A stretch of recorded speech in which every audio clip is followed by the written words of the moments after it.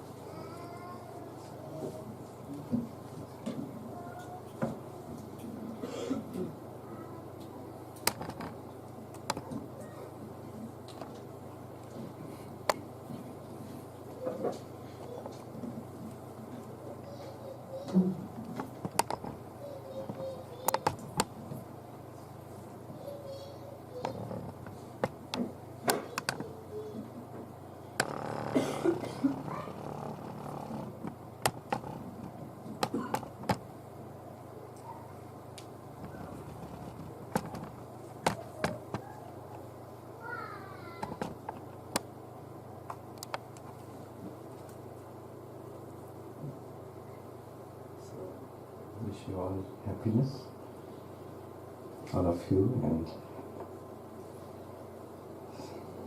the venerables and the friends in the Dhamma. Today is a little bit like, for me, now 2.5 months going from program after program. So I'm entering new territory of, so I always tell also I'm trying to share how to do work without getting tired. So I had to apply to myself also. The thing is, it's not something I want to just tell. I've always thought I should demonstrate this. So for me today was a bit of a challenging occasion. Like yesterday night I was a bit awake, but yesterday the program was very good actually.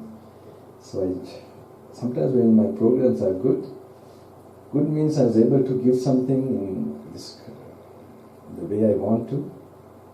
Especially end of the program, I normally give certain blessings, coming with certain samadhi. So, but it's not in my hands. I have to be relaxed to do that. And so I remember, now this was the third program yesterday. The last two programs, I was not happy with, but I can't keep the crowd waiting, so I just have to. But yesterday, okay, I was very happy that I was able to give these blessings. Of course, giving all these points, how to do things, that's one thing. But also to just immediately give this state of mind. You know, if you have any worry, fear, these things should disappear. It's a possibility. To feel that this something now you can experience, but it's not something that you have to settle something. A peace is something where you can taste immediately.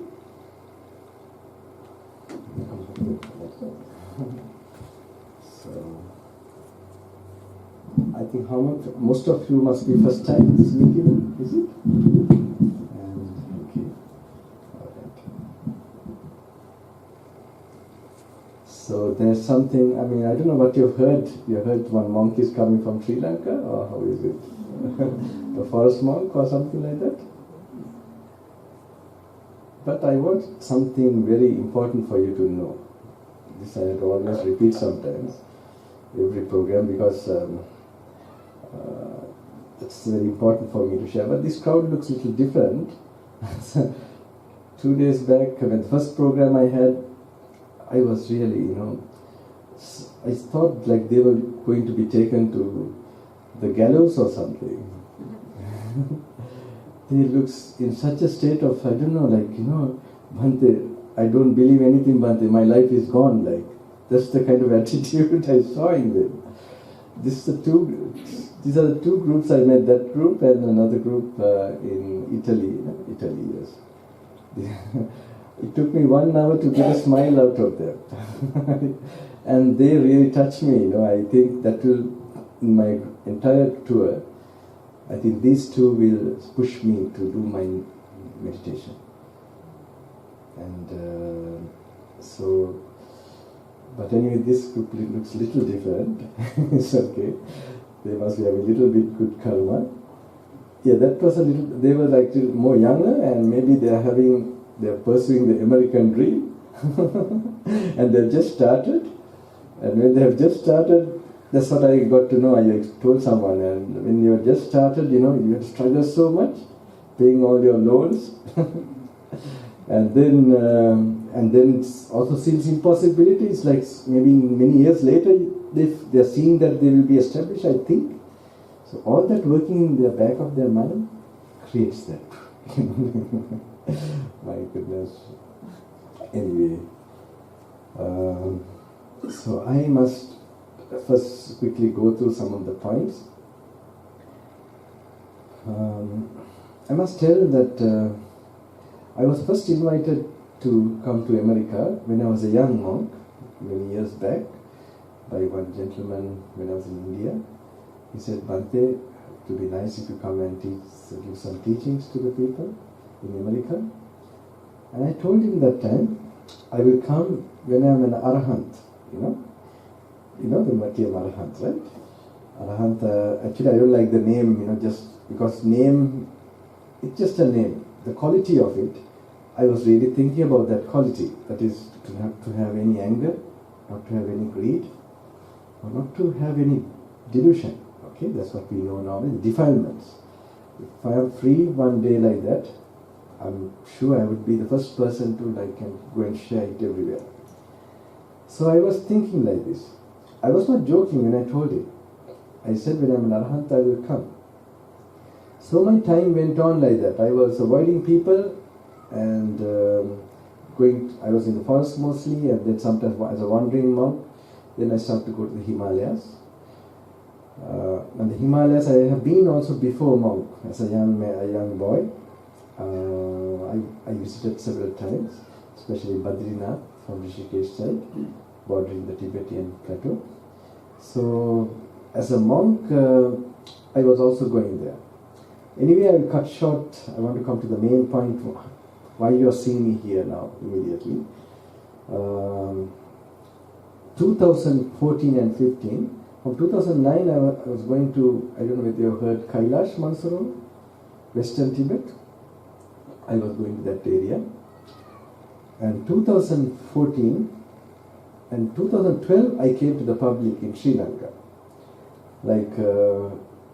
After one of my trips from Kailash, I found that people just sitting like this, like they used to come at 8 o'clock in the morning and they're leaving at 4 o'clock. And I was wondering why, just I'm speaking and talking, and if they're getting something, I thought, well, if I do a meditation, they might get something more. So I told the person who is looking after the place, don't allow anyone to meet me, that the coming Saturday I will have a meditation program. So what happened? He did like that, and there was 60 seats. And then that day, actually, it was like people were just coming and coming and coming from nowhere. And this is how I came. This was the first program. So I did only several programs after that all. Still I was going back to the forest. Because as far as I look into my mind, I don't see, I find myself, certain weaknesses I see in myself. So I thought I will pursue, but then anyway, this is also happening. So I'll be doing this. But 2014 and 15, I faced a situation in the Himalayas, in Kailash, Mansarovar. Till I came to the doorsteps of death. And so this time, I don't know whether you've heard of altitude sickness. You have high altitude, when lack of oxygen. You are. So I have seen before also some people dying, some people almost dead, recovered, and also we all get altitude sickness. We are acclimatized for some time. Like you get a headache and all that. After a few days, okay, we manage. But then this time I got this. Like you have something called Kora. You go trekking around the mountain. So when I was the second day I was there, it takes 3 days normally. I just can't make it. It was all blue and like splitting headache. I can't explain exactly how, but it was really like I can't walk anymore. So I had this guide and I had this driver who was with me. So he can't carry me or anything. So just have to go on. So while we were going, we came to this lake called Mansarovar. That we made it to that place. That's a huge lake, it's 98 kilometers circumference. And there the night we were spending. So that night I was not sure whether I could make it. So we have a practice actually. If death is going to come, certain practice we have been trained. That is mainly connected with the core practice of this whole path. This especially to know the mystery of self. Who you are, what is this? Where is you really?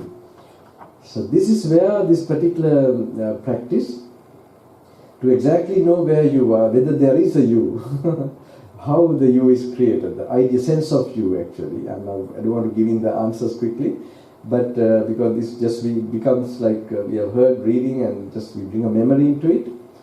But there is a practice, so this already helped me, not near the death, but I also faced a lot of suffering situations in the forest. In 2004 especially, I was going from forest to forest, and I was, poisonous trees, I have happened to touch them, and leeches, all the leg I had to remove them like that. And in the forest, certain robbers found me. If they didn't find me, I would not see me also. This was in 2004. These are all old stories. I'm just coming to the new one, just to give you this strength. Because you might think, oh, this Bante coming, very nice. You must think he has gone through some. Then if you have some problems, you will also feel, no, I can do anything. This you must get the spirit. I'm not sort of pondering and worrying about it. It's just I'm trying to share with you, just before starting my main points which I want to explain.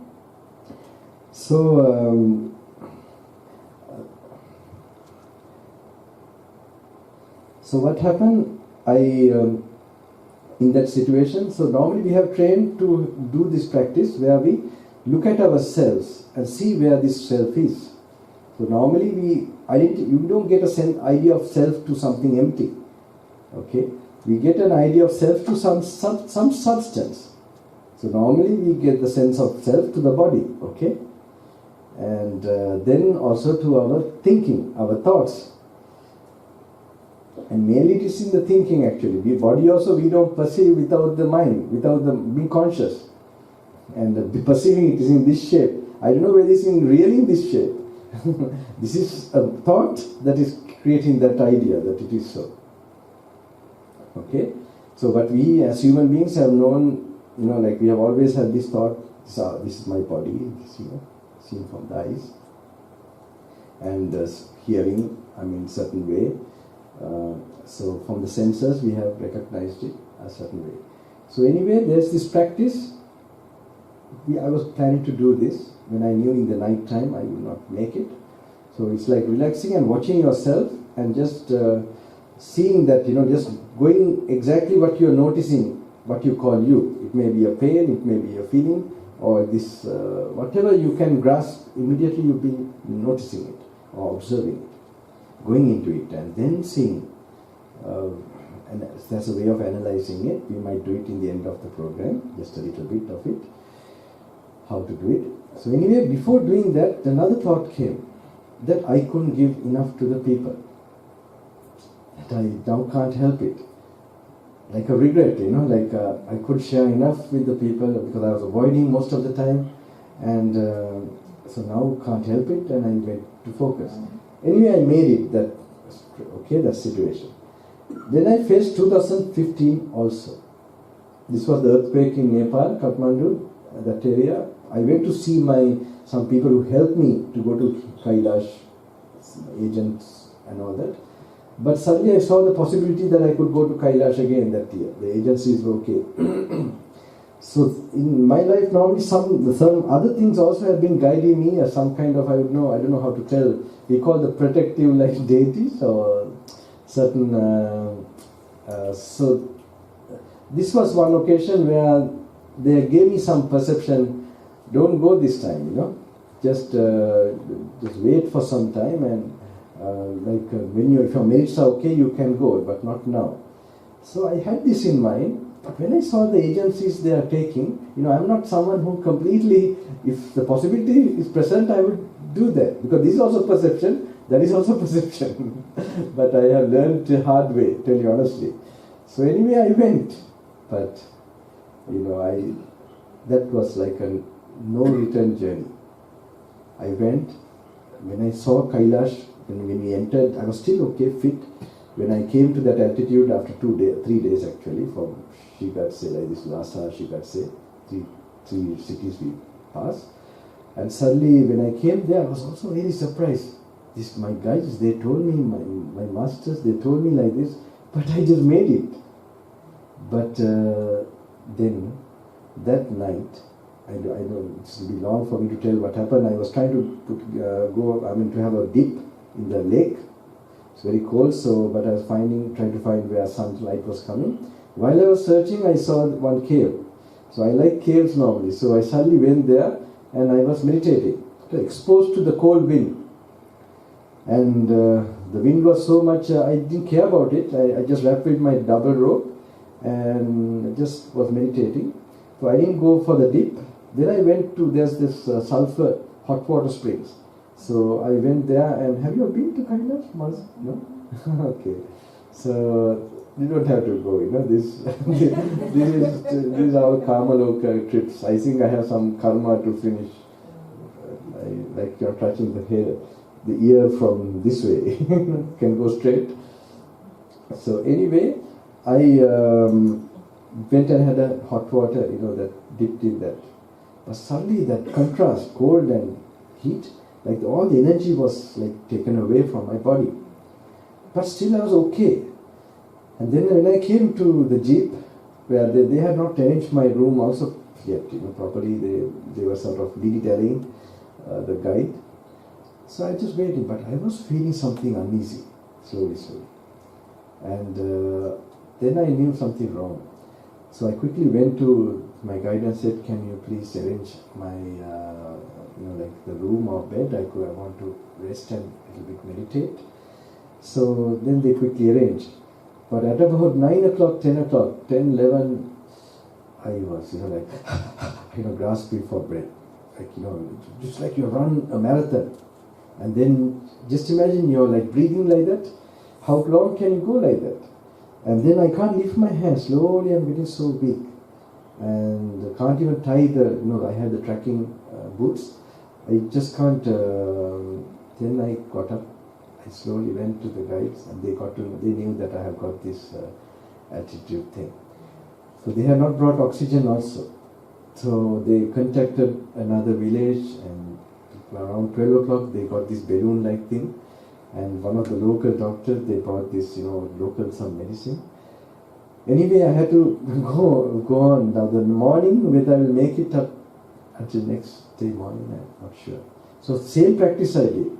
I start off focus, and but focus means like, I have really fallen, but that's the only way to accept the situation and to be one with that. So there's a way how we look at our body. There's like, we take it as body, feelings, perceptions, the components of this so-called person. So we call the panch. I don't know if you know the term panchupadana skandhas. That's what we call this person, and this is what we call universe or anything what we experience. Whatever existence, this is the phenomena. It's a phenomena actually, having to have a body. And with a body you have always consciousness. And in consciousness you have always, there are factors of consciousness. These feelings, you perceive what you feel, and the way you perceive, you react to the perception. So these are always happening in all of us. So the masters have explained exactly the components, and to watch them, to see them, how you get a sense of I also through relating to this. Without this, you don't get even any idea of, so I will slowly come to that. For example, even now, if you're seated like this, now this way, no problem. If you're seated cross-legged, suddenly you find, your leg is numb. The blood is not flowing, and if you don't see from your eyes the leg, you sometimes doubt, is the leg there? Okay? So it is only when the blood starts to flow and the feeling, you get the sense of my leg. So you can see with feelings, only for feelings we get this sense of I. So, but if you begin to see carefully, the feeling is something that was at one time, another feeling at another time. If you're observant and in the present moment watching, you will see the idea of the sort of thing that you're thinking, this is I am feeling, there's no I there. So this meditation is the one that we are trying to, if you are going to come, if you are going to train towards that knowing, that will free you, because these are the things where death happening is to a body or a feeling or consciousness. That is, so if you think your body is you, you die. But if you begin to know that the body is something separate to you, and you have the body and feelings with it, but you will not have the double pain. Now it may be also any issue in life, maybe when you're working with, someone scolded you, someone, some trauma, something you feel, even a memory. Now if you go back to that memory, of somebody you insulted you or something, or praised you, even praising, if you go back, what was that experience? There was a body, right, that you call a name, Gnanaloka or something in my case. And there you saw something, and that was I, and the I consciousness. And in the consciousness you perceive that person as John or Tom or Dick, Harry, I don't know whatever name you give. So this person, then you see like that. But when you see that it was a body, and this is a consciousness there, and the components that happen, I perceived, the perception happened, and that also it arose that time, and it's no more, it's a memory now. You have to go back and really study the happening, what happened. And if you do that, you will get, that's what it's like, in a way, an investigation. And when you happen to note this real nature as it is, you will find that, you will know that there was that self is, the thing that I thought of self was almost gone there. It's already gone. It was a misunderstanding. And someone told Bhante, it's nice to know about several lives back, previous life, like 2-3 lives. I said, yeah, that's also nice, but more nice to know who you are. Just imagine, if you know, to know this body is you, where is you? Is your hair you? I'll be doing something then, to show immediately, your tooth is you, so your nails are you. After you cut your nails, then it must be what happens to you. And even urine, for example, you have it you go to the toilet, when it mingles with the water, what happens? It was you for some time, and then later no use in another moment. So if you get to know who that you is properly, it's beautiful. You not go for the past because you were never there. You are not there now, then what to say about the past? To get this knowledge, you're free from a past, you're free from a future. You'll be free from the present moment. So these are some of the practices. Of course, if you're really going to face the ultimate sort of situation in life, a crisis, if you watch like that, you will be free from any worrying about it or any concern. So there, after I recovered from, recovered means I didn't know whether I could make it, and then in the morning they were planning to take me by helicopter to, I think, Takalakot, the border, and to take to a lower altitude. Actually, the best medicine for this is to take you to go to a lower altitude where there is more oxygen. So anyway, in the morning, the doctor came a little late. He has to sort of, like 8 o'clock or something like that. Then what happened, to find the helicopters, they have gone 7:30, the last one. So we can't stay anymore. I mean, it was a surprise for me to manage even until morning. So anyway, the same thought also came, when I faced that I couldn't do enough to the people, this, and then can't help it. Then what happened, we decided to go by the jeep that we came. At least it's descending slowly. So then we came, I will cut short what happened, then we came to Lhasa after 3 days. But still I was affected by that, the week. This was in 2015, right? 2 years ago. And from Lhasa to Kathmandu. Now in Kathmandu I was slowly recovering. But something else happened also. This is the first time I ever, I have heard about Mara attacking, like the demon giving a big, we have heard about even the Bodhisattva and even other, but we do experience obstacles and problems, but this is where I got to know that the Mara directly had a hand in what he was doing. And by that time I was really thinking I was very strong with my certain things, but I was really surprised. So just after, when I was slowly recovering physically after this experience, I experienced another thing which I can't tell altogether now, because I have told some of my senior monks. Maybe one day I really wish I could really tell every detail, and then maybe you can relate it to your own life. But at this stage I can't tell, but I can come to the closest like this, that it was something like my robes were almost like removed. Okay, what I cherish most, like it was just destroyed or just, like annihilated immediately. So that time to survive, just to keep my presence, I was just looking for everything, like suddenly only one thing made me, I just thought to myself, don't personalize this. It's just a happening, a phenomena, let it pass away. But that word was not strong enough to convey the experience I was going through, so I sort of made a wrong English term, I call it, don't egolize it. Don't egolize this. Just is a phenomena, it's a happening. And when I did like that, I was able to go forward. And then I got to know, when you go forward, there are gems waiting for you. All these problems, when they come, you must be happy, because that means you're progressing. If you're not having any problem, it's something wrong, like, in rugby and all that, rugger, I don't know, you have here football, American football, right? When you come closer to the, what you call the try line, everybody tackle you, same way. When you're coming closer to some achievement, many special types of problems will start to come. So, but these were great lessons for me. So 2015, then 2016 I still went to Himalaya, Kailash, same place. That was very nice. I had a special some experiences. 2017 only now, 2016 already I told my organizers to accept any invitations from whatever. So they tried, I think they already had one from Canada and England. It didn't work. When I returned from Himalayas, they said something, that it didn't work out. So 2017 it started from Australia. Australia, it was like 1 month. Then it went to the YouTube, from YouTube to here.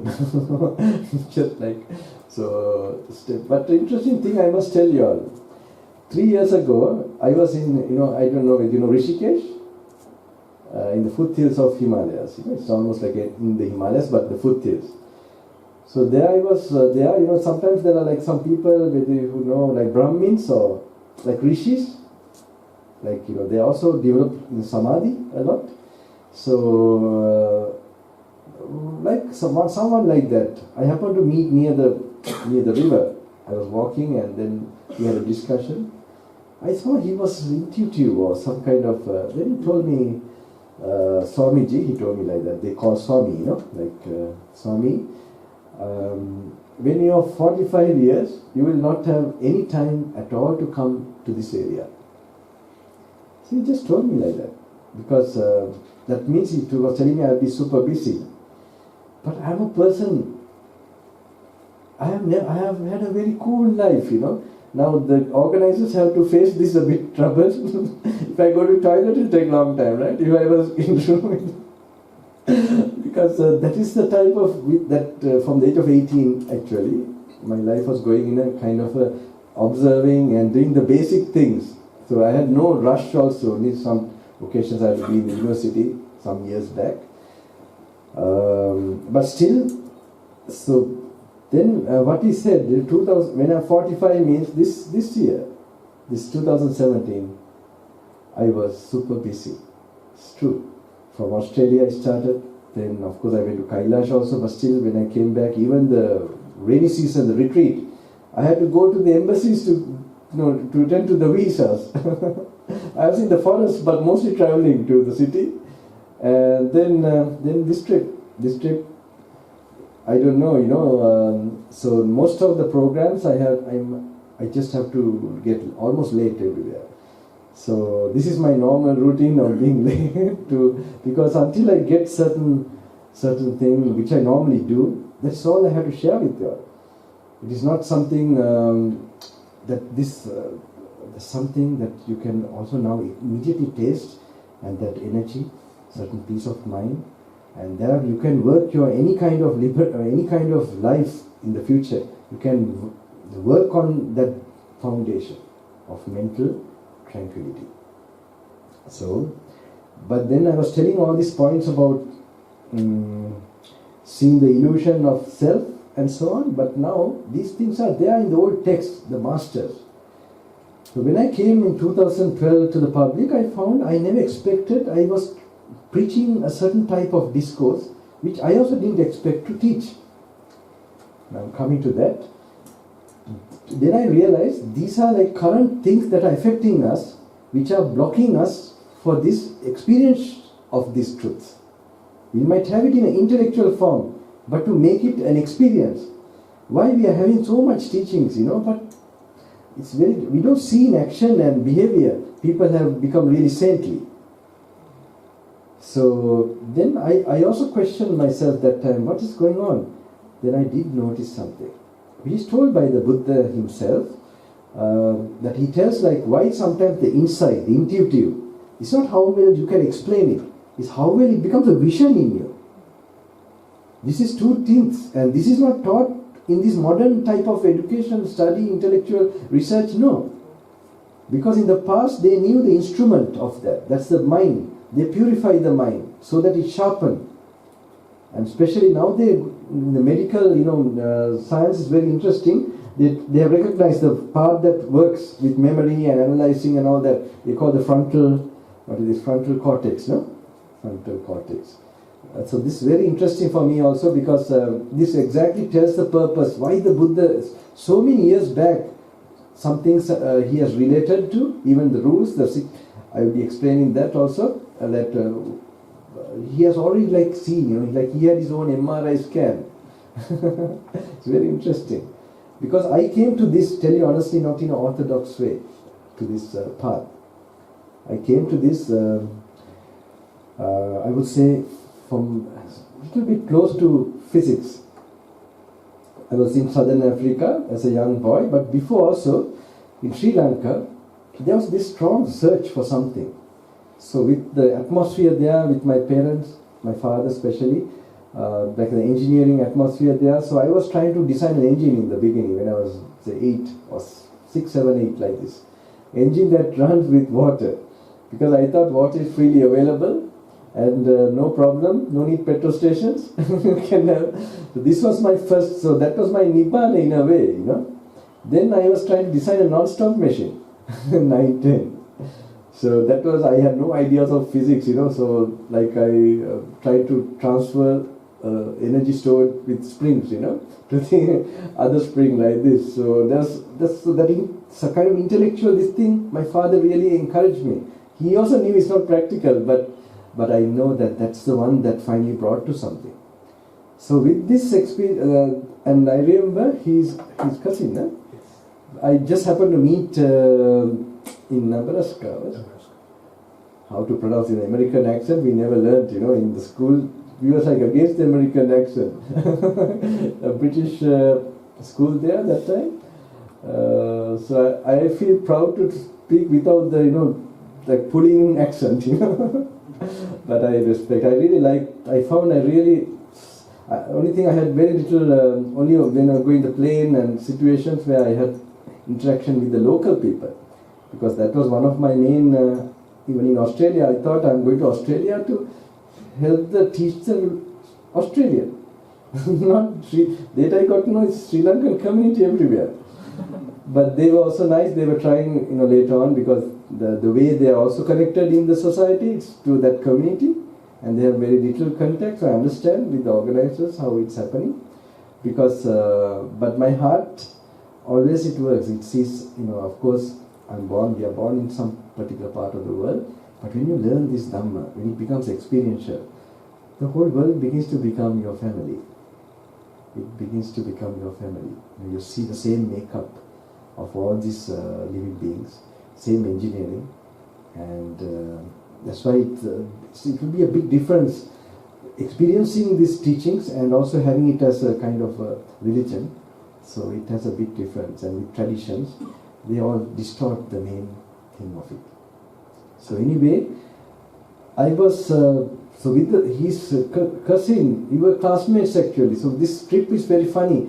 It's like a cycle, I'm meeting all these special meetings, I would say. I don't take it special, it's impermanent for me, okay? I see and go. But I did notice something karmically very, like something that like we have met long time, some of the people. And these people, some of them I recognized, they were my classmates. And he reminded me that I left the school during the science exhibition. Now I remember I went with that science, because I was sort of having this stall with engines, different types of engines. This Wankel engine, turbo engine like this. It was the demonstration of these different engines.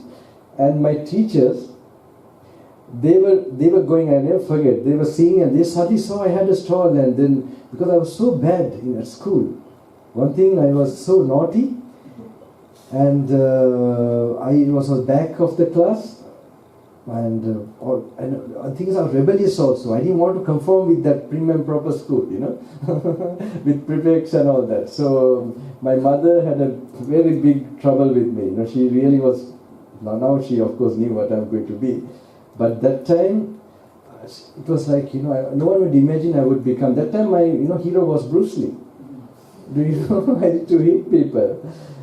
So energy was there, and an inferiority complex, and and so then suddenly we went to Southern Africa there, Lesotho. I don't know if you know this place.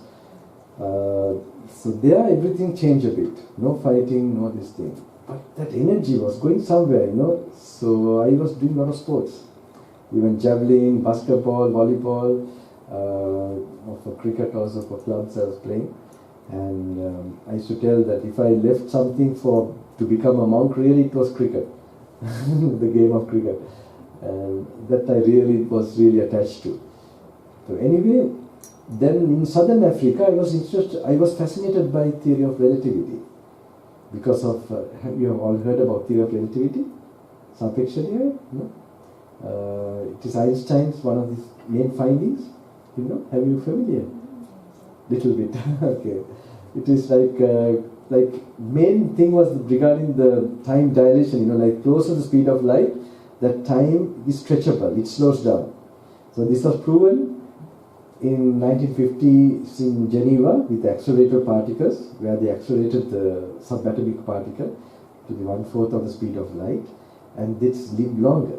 So this was in a mathematical form, but then this was proven. So this was very interesting for me. Why? I tell you. Now that time I was reading all these books, my mother's, everything, Bible, everything I was getting hold of. I was trying to sort of bring a world picture. So everything was not perfect for me, like everywhere it was some tradition. Buddhism was also like, I saw it as some traditional thing. It doesn't have answers for me. The Buddhism that was presented to me that time by my, it was no meditation, it was just prayers and things like that. So then the Bible I had, then I read that, Genesis and all that. I was finding, I came across one book called Sacramento. It is actually how the gods, one of the gods, visit the Buddha. And it says the time framework of that particular realm. It's like 1,000 years on this place is one day in that plane. And such weeks, such months. And the other plane, it's here like maybe by 50,000 is one day, like that, order. And 1 year is one day in the Brahmalokas, like that. So now when you read that part, this was told by the masters in the past, how the cosmology of these dimensions. When I went through that, if you just read that only, it looks like fairy tale. But when you know the relativity, this is not a possibility, it's a proven fact. Even if Einstein didn't find it, it was already functioning. Without a function, these laws are not there. So there's a purpose of it. So when I saw this was a real exist, it was for me very clear it was there. These realms do exist. So now what happened? I had been dreaming like this, and I have neglected my studies that time. So those days I had this IGCSE, the exam to sit. And that after a few days it was this English language and English literature paper. So what happened? Now I have not studied anything, only going for classes and going to the libraries and going for walks and thinking. So one day, then now the next day I have to go, after 2 days it's English language literature paper. You know what I did that time? In the midnight, I took these old test papers and syllabus, and what I did, I knew these realms are powerful. So what I did, I slowly, through relativity, when I felt that, when I was focusing on that I had no doubt about these realms. My faith was through science, through that the time is stretchable, and this is happening. When I felt I was completely like having confidence that this is really true, I knew I was connected. So when I felt I was connected, I know there's power in that particular realm. And then I approximated the English language essay title, English literature essay title. Okay? This was my first meditation. I was then 16, 17. And then I told my father next day. I didn't tell all this, only many years later I told what I have been doing. I told my father to write, tell my tutor to write 2 essays under these 2 headings. So he went, and then my tutor also wondering, have I not studied everything? Why am I focusing on just few this thing? And he wrote anyway. Then I went to the exam hall. When they gave the papers, I opened. These 2 headings are there. This was for me like, like the universe was like in my hand that time. And I didn't care about school, nothing. I was really some deep yearning was there to find out what's going on. So this didn't give me the idea I want to be a monk or anything, but this was paving the way. So based on this, I had another experience at the age of 18, which is now the result of all this journey. So that was like how I reasoned out. Now I happen to talk about this experience, this trip so much, because I found America, very interested in science and physics. I thought some of the colleges, they really, some of the boys, they came and said, how did you coin, how did you bind this particular idea? Because I will tell you, who have studied physics will be very interesting also. Now, practically you can't, when something is accelerated to the closest speed of light, actually the mass increases, it's not practical. So, if something goes faster than the speed of light, mathematically it goes back in time. So I assumed a hypothetical particle, not a physical particle, a mental particle. Okay? If it goes faster than the speed of light, then it will go back in time. So can you see my hand? No? And can you now picture it? Or remember it? You have gone faster than the speed of light. What we call memory, okay? Memory and these psychological functions. Not only memory, then we have intuition, meditation, all these things. So I took that as a speeding. And I also assume then if you can speed to a point where time will stop. So we know that this meditation or some prayer or some way of looking inside, that all happens in the mind, consciousness, that this possibility, not possibility, it's a fact actually, you could come to a place of where time means change will stop. Will be beyond changing world, eternity. So I had this in a theoretical form, I must tell you. So I used to go for walks in the evening. Then I was to come to Princeton. Caltech also and MIT I applied because I planned to study astrophysics. So because I thought that's the way for me to go to know the truth more. And then so anyway, I think these two universities I was not going to come, but Princeton, Einstein was there also last, so he was my hero. So I was planning really to go there. So while this period I was waiting for the right time, I used to go for walks. One day when I was going for a walk, I suddenly had this, I don't know how to say, how the way I verbalized it was like, it was a mental picture. What are the causes for any phenomena? Something like this. So it was a mental picture. What are the causes for any phenomena to happen? Then suddenly that all things like will rise to pass, and it was like definitely it's going to finish. So the way I verbalized it was anything that begins in time definitely ends, and for this understanding there's no beginning, therefore there's no end. So I felt it like, yeah, this is it. It came to me like, oh, this is it. And there I also had a picture of a monk in my mind's eye. That this monk, I must be like that. The monk, these people are the ones who are making this perception happen again and again. They're just covering that temporary body. So this is how I saw, and I should be in such a silent places. And that was a silent place actually. So like a farm area, agricultural university farm. I was just going, it was beautiful. It was my meditation place, I think. And I never thought of meditating or doing it, just going for a walk. And there, evening I told my father I want to be a monk. I didn't tell what happened, but certain other things start to change in this life. Before that I used to get very angry, this period. I used to get into fits of anger. Now in Sri Lanka I used to fight. Then here no fighting. But I used to get into a fit of anger with close people, especially with my father and so on. So I used to control myself, just sit and just shiver. Some very aggressive emotion. So luckily I didn't act upon that. I would have done a great sinful things. So I just waited like that. So it went on 14, 15, 16, like this, 16, 17, more. 16, 17. So many young people, when they are coming with problems, I say, wait, 18, wait, only 18 will be okay. And so anyway, I was facing this. Then, after this period, now this was one experience. After that, many things started to come. I met my teacher. We went to Sri Lanka. And the German monk, I had a very inspiring master who really made me do like this. Even so he was the first one I met through my grandma. And he directed me to those original teachings, the literature. Not to make other people the interpretations, no. Just go directly.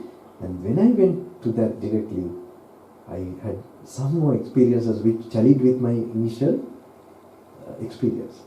So that gave me very clearly, and I felt that all the type of practices we are doing is a kind of a perverted interpretation to our defilements.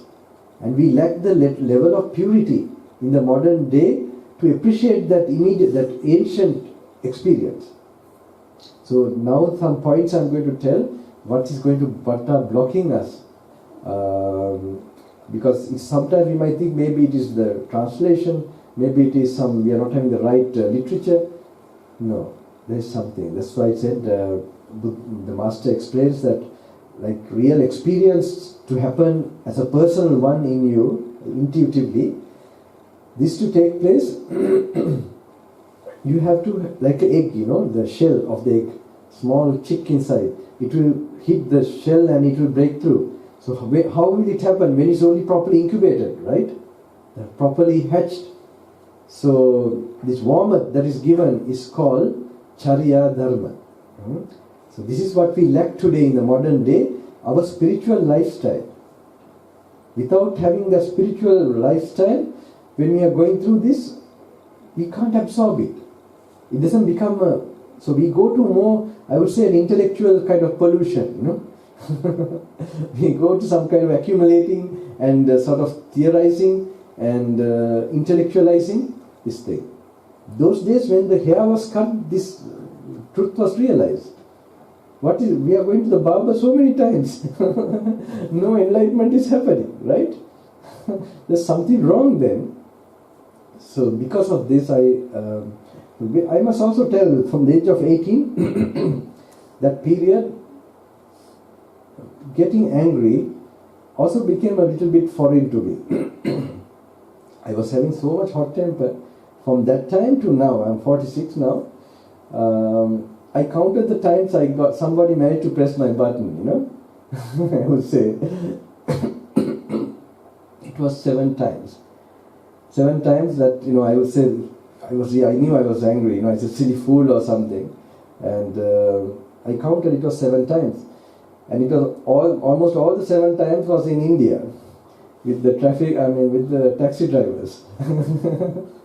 They mostly try to cheat or something, and I just suddenly got caught off guard.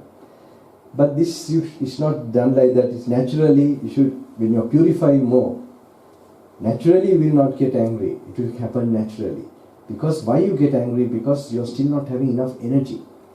You're experiencing the stress part of your brain. So now, the reason is, now when you enjoy a lot of pleasure, a lot of energy goes away from your system. When that energy goes away, you need energy to go inside. When you can't go inside yourself, you are in stress. That stress only makes you irritated or reactive. So now I'm going to tell practically, now because you are very keen to how to remove stress, okay? And because you have not realized, inside your brain there's a cool pond. Nice cool pond. So if you learn to immediately, right now even, if you able to focus to that cool pond, you will at least feel the coolness of it, and you will feel immediately at ease from whatever difficulty you would have been experiencing. But so now it is also been known to the modern day, one technique, one of these, which makes you to notice that cool pond. That is mindfulness.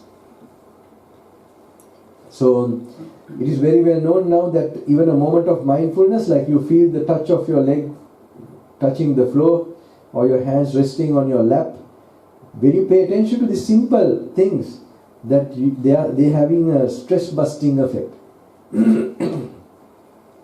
Have you heard this, or have you even doing it in a way?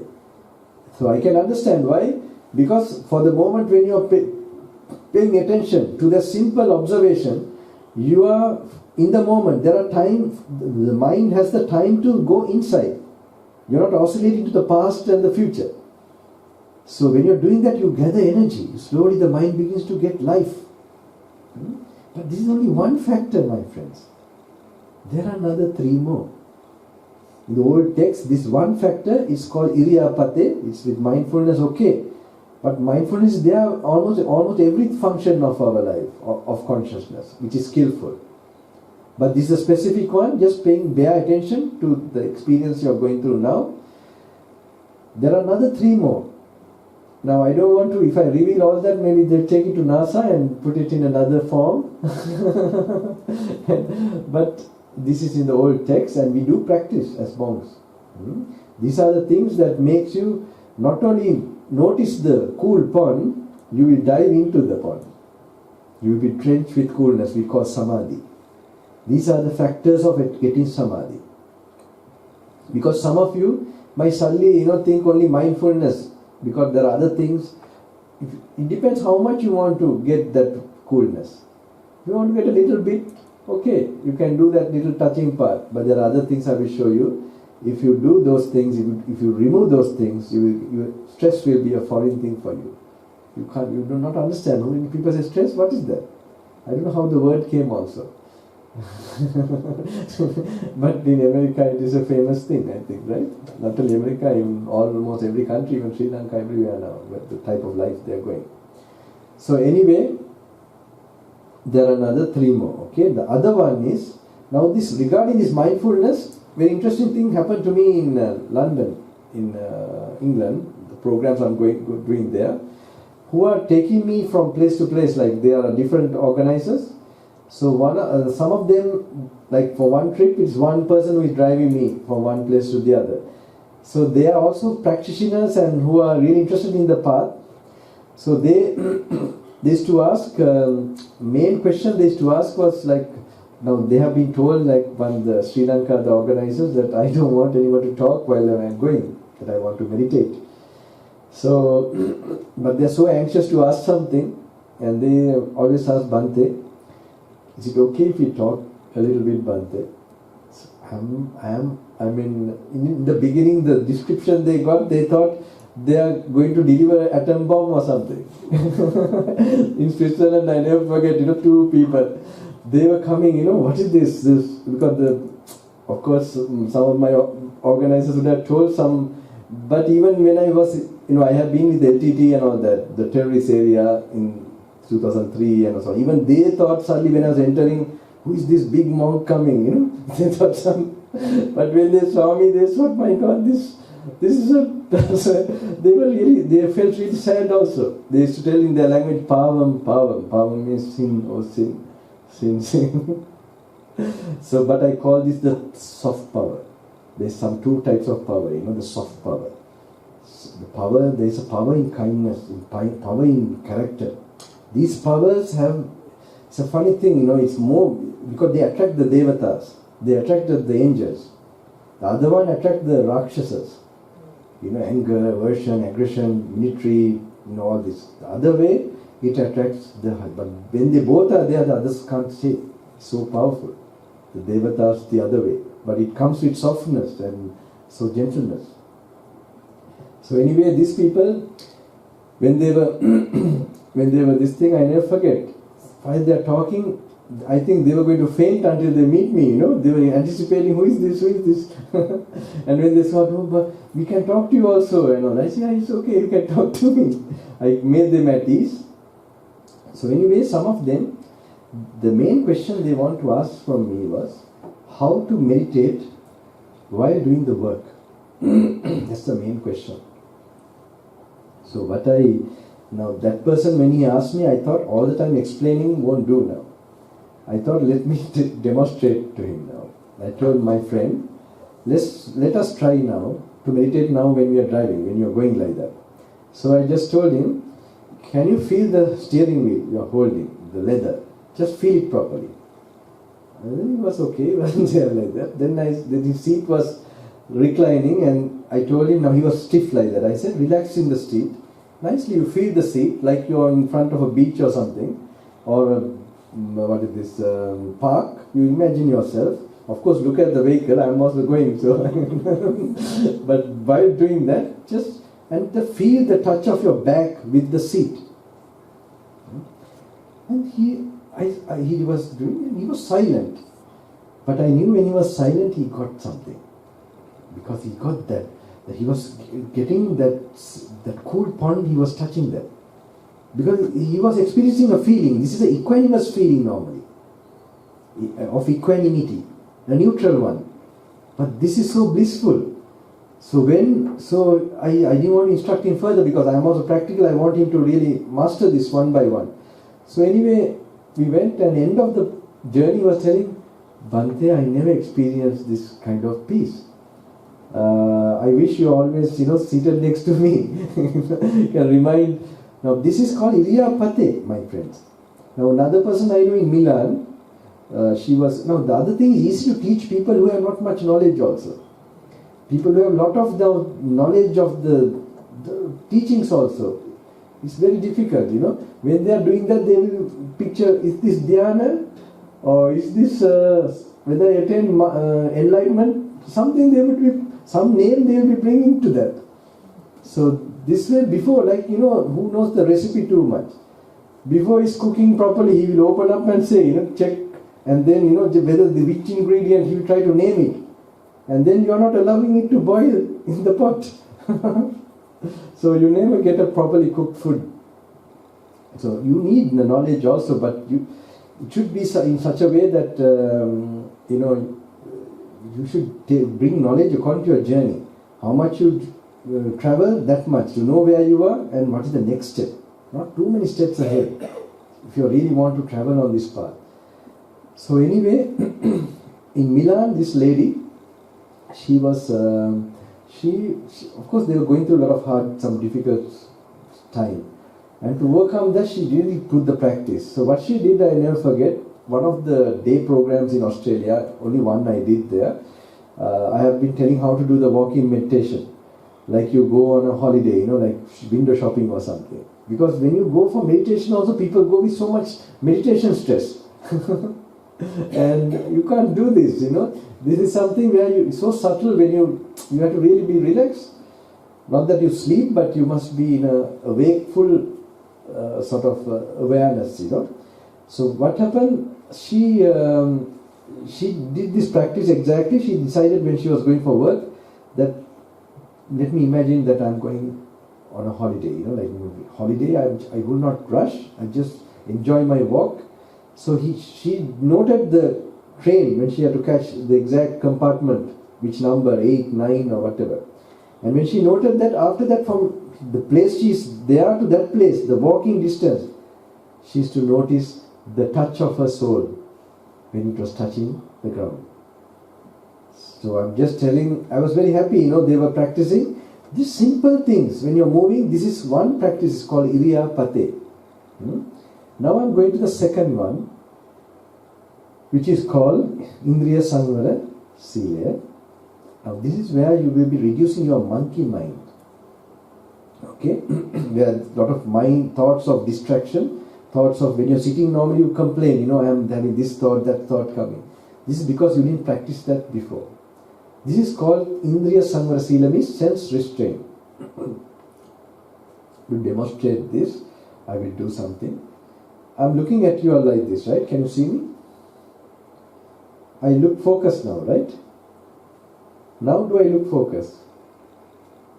Now when you look at my eyes, how do I look? Do I look focused? Now do I look focused? Now? You look carefully. I know you might not like to, it's like not courteous to look at the eyes, but you look at eyes now. When I'm looking like this, I'm looking at something, right? When I'm like this, do I look like I'm looking at anything? Now, yes, now? Do I look like I'm looking at something? Do I look? Now, yes. Now? No. Okay. Eyes are there, but I'm not looking at anything. Alright? Now I'm looking. Now, do I look at whether I'm looking at anything? My eye is unnormal, not unnatural, no, because my eyeball is there. But do I look, does it look like I'm looking at something? Now? No, eh? Now, yes. It's very subtle actually. Okay. There is no focus. I'm not having any focus of anything. I'm just seeing people that time. Not now. Now I can see you already. Now I am not. I'm seeing people. This you have to train. This practice here. This is called where you don't take the details of the objects. It is like, I will tell you an example. You are crossing a road. You see the vehicles, less or more, to cross, you check. But you don't have to see who is inside the vehicle. Have you? So that's where you don't look at what is unnecessary for you to perform. That is where this Indriya Samvara Sila comes. So we are going a pedestrian, you're walking. You see people coming, but you don't know who they are. If you are going to be a yogi, if you are going to be a meditator, you are going to develop concentration, samadhi, you will have to practice these things. So this is one. Now in this one, to Today, in the modern day, we have more problems that has come today. Now, the sense restraint, this one, someone told Bhante, please in America, don't tell, you might have to, what is this, tone down your, this thing, because they are very hedonistic or materialistic. I think no. I think we are meeting like this means these are all destined people. I don't think we are meeting if I don't have a message for the people who are meeting. And I have seen sometimes some monks, suddenly I thought they're inspiring, but not for me. One monk I never forget, he was so inspiring. It was like, I got some advice from before being a monk, Before being a monk is a big step to become a monk. It's like, so until 28 I had to struggle a bit. And this monk gave me some advice and he was really inspiring. Then I saw him one day, I saw him far away, the way he was going, not being distracted, like the whole world is going this way and he's going another way. And I thought he was a real monk, like a warrior. Then I thought, this is not for me. And but after 1 year, I'm also going. So what you're conscious of, it shows your potential. That's another aspect. I can't go into it now immediately. Just I want to touch my normal important things that might be important for you all. So I told about the sense restraint, okay? The one I told about mindfulness, that is one where you feel the touch of the leg when you're driving, feeling the, the handle touching. And then, very interesting in England, so this was going viral actually. So he was practicing this, and then others who were going to take me, they are telling Bhante, I came 4 hours. Now I never met him. 4 hours I came to pick you, Bhante, and take you to the next program. But I didn't feel the time. I was practicing the thing you were telling about touching the steering wheel. And then he was asking me and just feeling that and the accelerator and all that, just paying that the time was passing. That means he was getting that samadhi slowly. So then he was asking Bhante what to do next after that. Now they are doing it fully. Yeah, there are other things. Okay, master that. It's good. Then we have something called Sati Sampajanya. But okay, make it a part of your life. So that you are doing, whenever you are going from one place to the other, you notice the touch of your feet, pay the moment, the attention to that. And the other thing is interesting. Whenever you are practicing like that, the brain, the frontal area, the frontal lobe, as a human being, the special part of the brain that we are having, that is being sharpened. So this is one. The other one, the problems come now. Okay, I'm going to come to that. This sense restraint, today in the modern day, we have so many ways that addictions come. That much we are draining our mental energy. Okay, so normally, say in our lives, there are times where we put ourselves into mud. And then suddenly we come to programs like this and this kind of thing. It is like washing. Okay? Washing, put into mud. Washing, put into mud. So mud means soiling yourself, something like that. It means certain emotions you experience, which are, you could say, with lot of negativity. And when these things happen, you also do things hidden. Maybe suddenly you want to go to the bar. Suddenly you want to go to a nightclub. I will explain this, okay? And suddenly you want to go somewhere. But I found that all these things, it is for the dopamine rush, The dopamine that is, even alcohol, anything that makes you addicted, it has this, the dopamine is released so much. Now today it is not in those things also, today even in the computer also, I will explain in detail about it. We don't need a bar and anything, the computer has that thing happening with that instrument being used. So now when you have something, when you know that suddenly you are doing something, maybe it's in the toilet, maybe you do which is hidden, you don't want anyone to know. When actions such like this are happening in you, you must know your mind at that time is having a lower type of emotion or negative emotion, okay, with anger or greed or some kind of deluded mental state.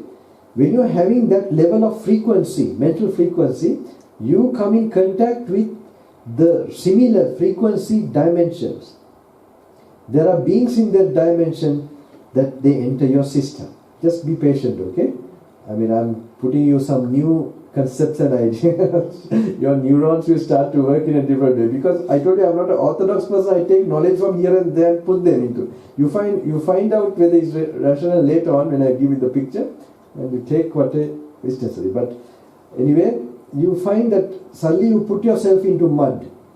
So hidden things, when you are doing like that, you must know you have tapped certain lower energies, lower dimensions, consciousness, and there are beings who have entered the system.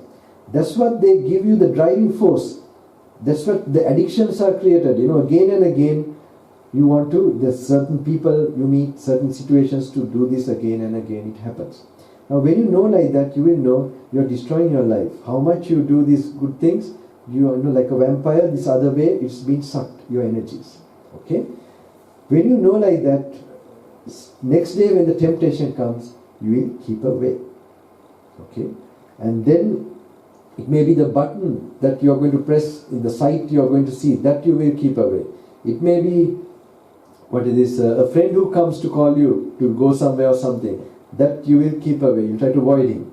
Now 1 day, 2 days when you avoid like that, those beings, they don't get nourishment. So they will have to leave. And the holes in your character that you have made, they will start to patch up. So when you do this for a few days like that, slowly, the brain, the damaged part of the brain gets time to recover. And slowly, now normally when you have negative emotions, like we have adrenaline and other hormones being created, okay? Now when you have this, the sort of healing effect of the brain, your character taking place, there is a natural peacefulness will set into your system. Okay? When you have that natural peacefulness that comes into your being, you'll find something has to be created also. There is something created in the body. Not in the medical science, I think maybe like endorphins, but I didn't get the exact word for it. But I know in the Ayurveda, something called ojas is created in your body. Ojas and tejas. This ojas is some substance which is very fine and the most, I think, nutrient or sort of really life-giving material, if you can have something, which normally goes using the nerve system. It goes to the brain and opens up the areas of the brain that were not functioning before. And they get deposited there. And they make those thoughts to happen again. So you create another cycle in this way. So the other cycles you have created the other way slowly get replaced by this particular positive cycle. When that happens very often, there will be a change in your body also. In other words, you will become more beautiful or handsome. So there will be a shine in your cheeks and forehead. So I normally tell, don't lose that shine. Then you will not have to, apply Nivea, you have Nivea? Or Fair and Lovely, I don't know in this part of the world what you have.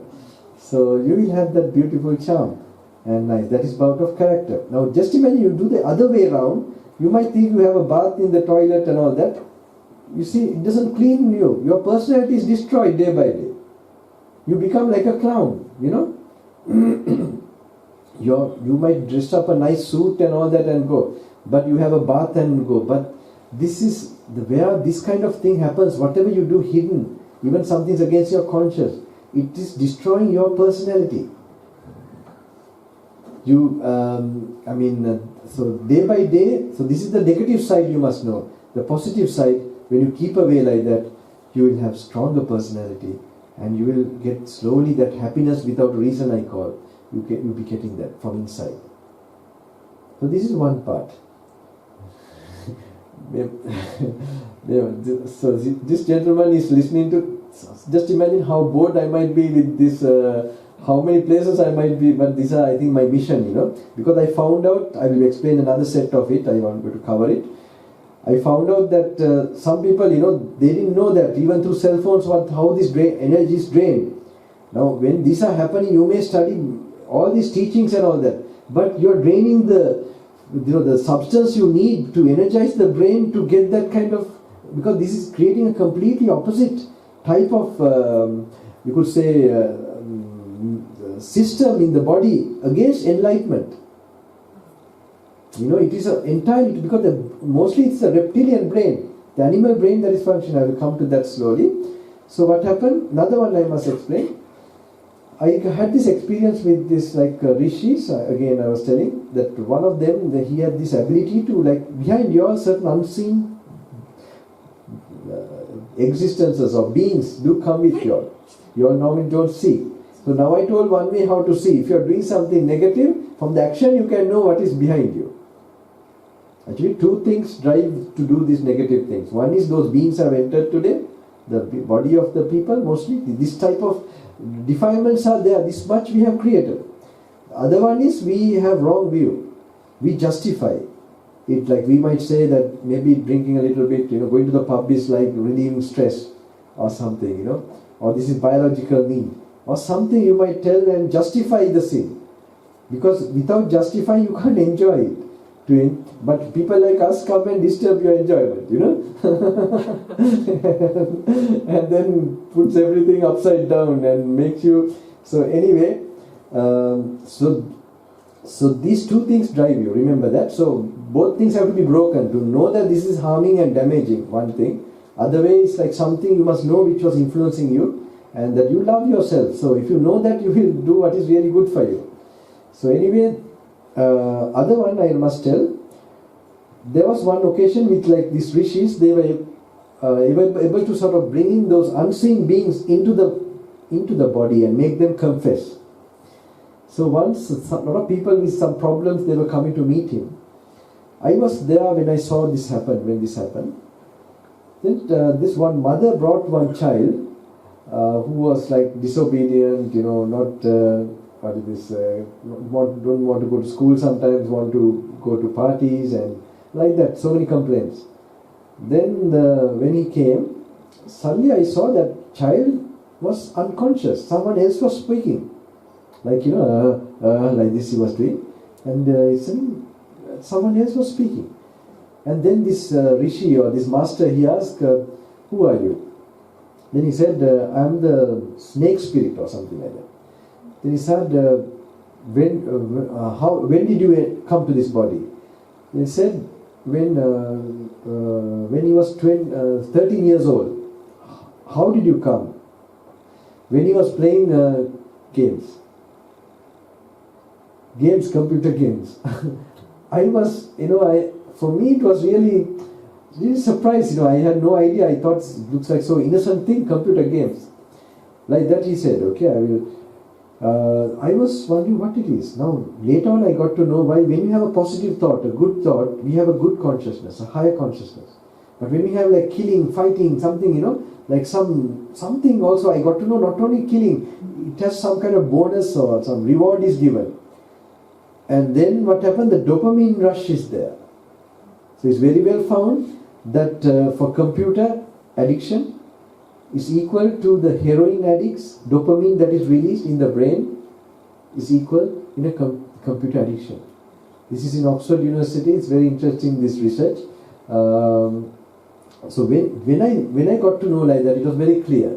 So anywhere now today in the modern day, you find that we don't know. You try to put the MRI scan and check anything you are doing now. Maybe another place, one of the spirits, they said, what was it? Facebook. He came to this body through Facebook. I only know the name Facebook. You see, now I have been I've been operating YouTube for the programs, I must tell you.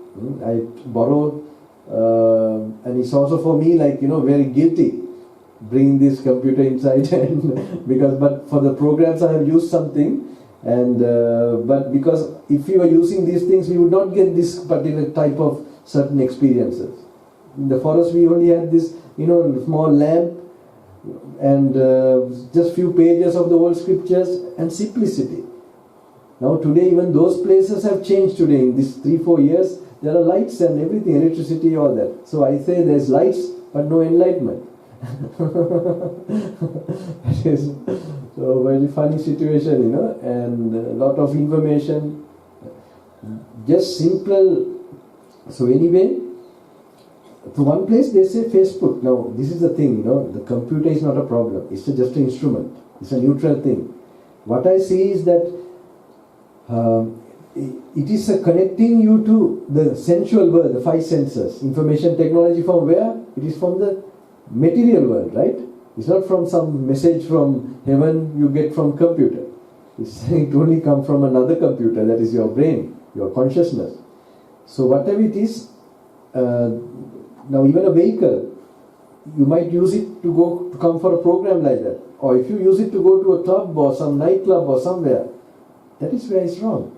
So wrong means you should not try to do because someone tells you. You must see how it's damaging you. Now some of the people, one person in Paris, France, they were telling me, Bante, how to practice the 5 precepts. So I told him, how to observe the 5 precepts. Can you explain, Bante? I said, my friends, you don't observe 5 precepts. 5 precepts observe you.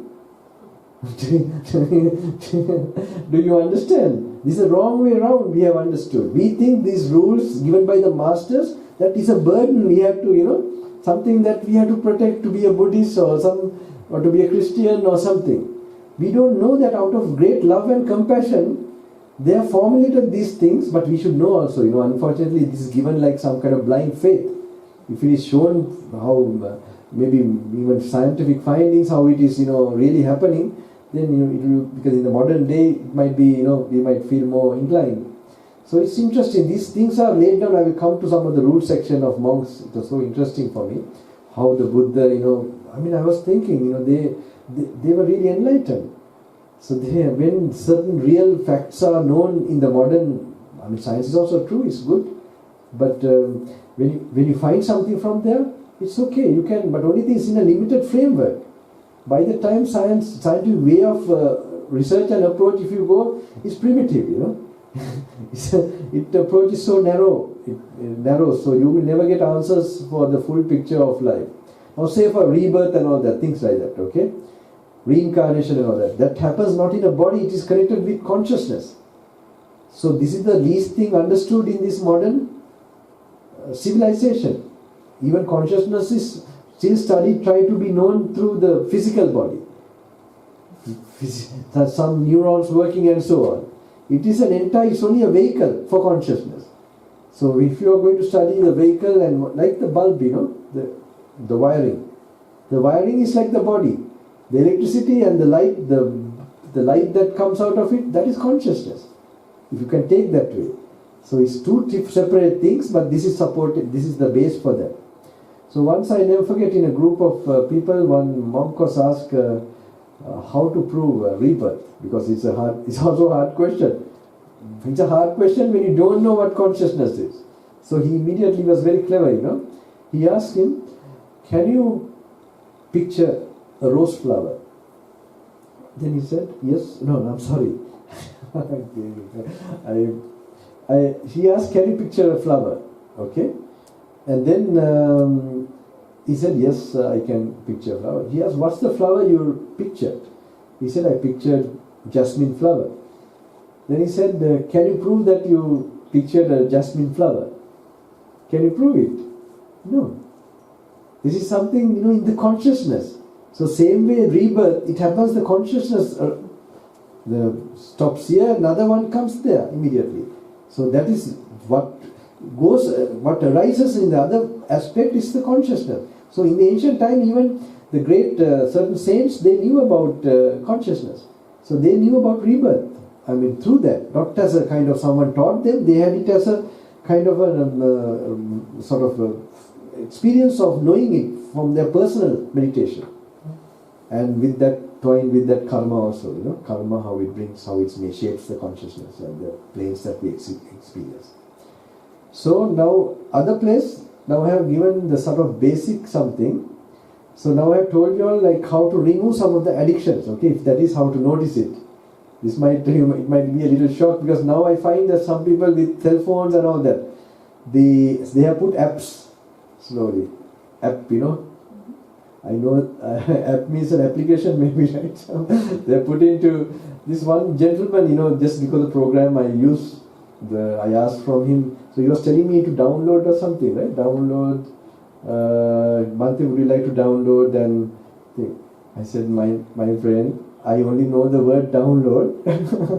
I only want, can you put it to YouTube? Because I refer something from the YouTube, and I don't want to learn more also. Just so apps, I don't have application maybe. Some application where they are maybe monitoring that something, but it's good. I think it's very good. So maybe some things not to see, not to know. So these are, I think, very good. Because then you're blocking the demons to enter down. There's one place, they say, the spirit, they were telling, when they press that button already, when you're thinking to press the button to open that maybe page or something, that they are under their control. So now I'm just telling these things in case you are having these things, you will know, you remember me. Now I told these ghost stories, a bit in Melbourne also. This is like a little bit like a ghost story, right? So in the talks I was telling, one boy was there in the end of the hall. Suddenly he found that, he just was listening. He got to know that now I was explaining how the spirits, like ghosts, they are involved if you are doing something negative. So he was in the Melbourne city, suddenly he was distracted to do something.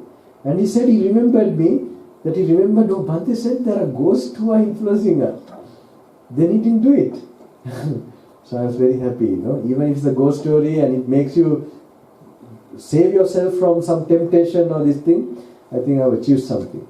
So some of them in the programs, they were watching something from the cell phone. One young man, he's a married gentleman actually. He came to me, Bhante, I don't know, after that blessings that you gave, I didn't feel like accessing that part in the cell phone. So I hope so. I think this gives me some satisfaction, All this hard work I have been doing and coming, you should make some changes and help you all to really practice and go on this path. Now when you are doing those things, removing, you are reserving so much energy, mental energy. Then stress, these things can't happen. This is wrong. Because we know very little about our brain and our mind, and we do all these things, indulge. And same time we want to have peace of mind. To live the opposite way of peace of mind and expect peace of mind, this is not rational. So you have to live that type of life. So anyway, these are a few points I want to tell. Any question you like to ask? From now, I'm now touching. Now this I was trying to tell the things that are going to block you to see this. Okay. Now I'll be also telling how to this, like a last area I'm coming. Just anything you like to ask? I'm bored also telling all these things in a routine. Maybe yes. You said when you have negative practices, it might be some kind of spirit or something that's controlling those negative practices, right? Mm-hmm. So, but like, if you just think it's a negative practice, is it better to just try to stop it right away, or just do it gradually? Do it the way you can do. If you can do it immediately, do it that way. If you can't do that way, better do it gradually. Better do it some way. Okay? But I told about these spirits and all that just to get, for you to know graphically. Not to think, imagine all the time maybe there's a spirit here, spirit there. Okay, just for that purpose. When you have a thing that is tempting, and you definitely will know. You will find like a tickling feeling in the body coming. Sometimes they eat the muck that is created in the the lower body. Okay? I'm giving very graphically, when I tell like this, one will get to know, because now you will not notice, give some signs, then you will know, my God, no, I'm not going to allow this. And so for that, to get that strength only, because these are also personally I went through. I wish someone explained these things to me when I was very much more younger, long years ago. So even our teachers, they didn't, this is the modern day situation, I would say. So, they don't relate it to what we are going through, what we are faced with. They say that if you're trying to break a habit, you have to do it gradually. 21 days or? It's to create a habit. Create a habit.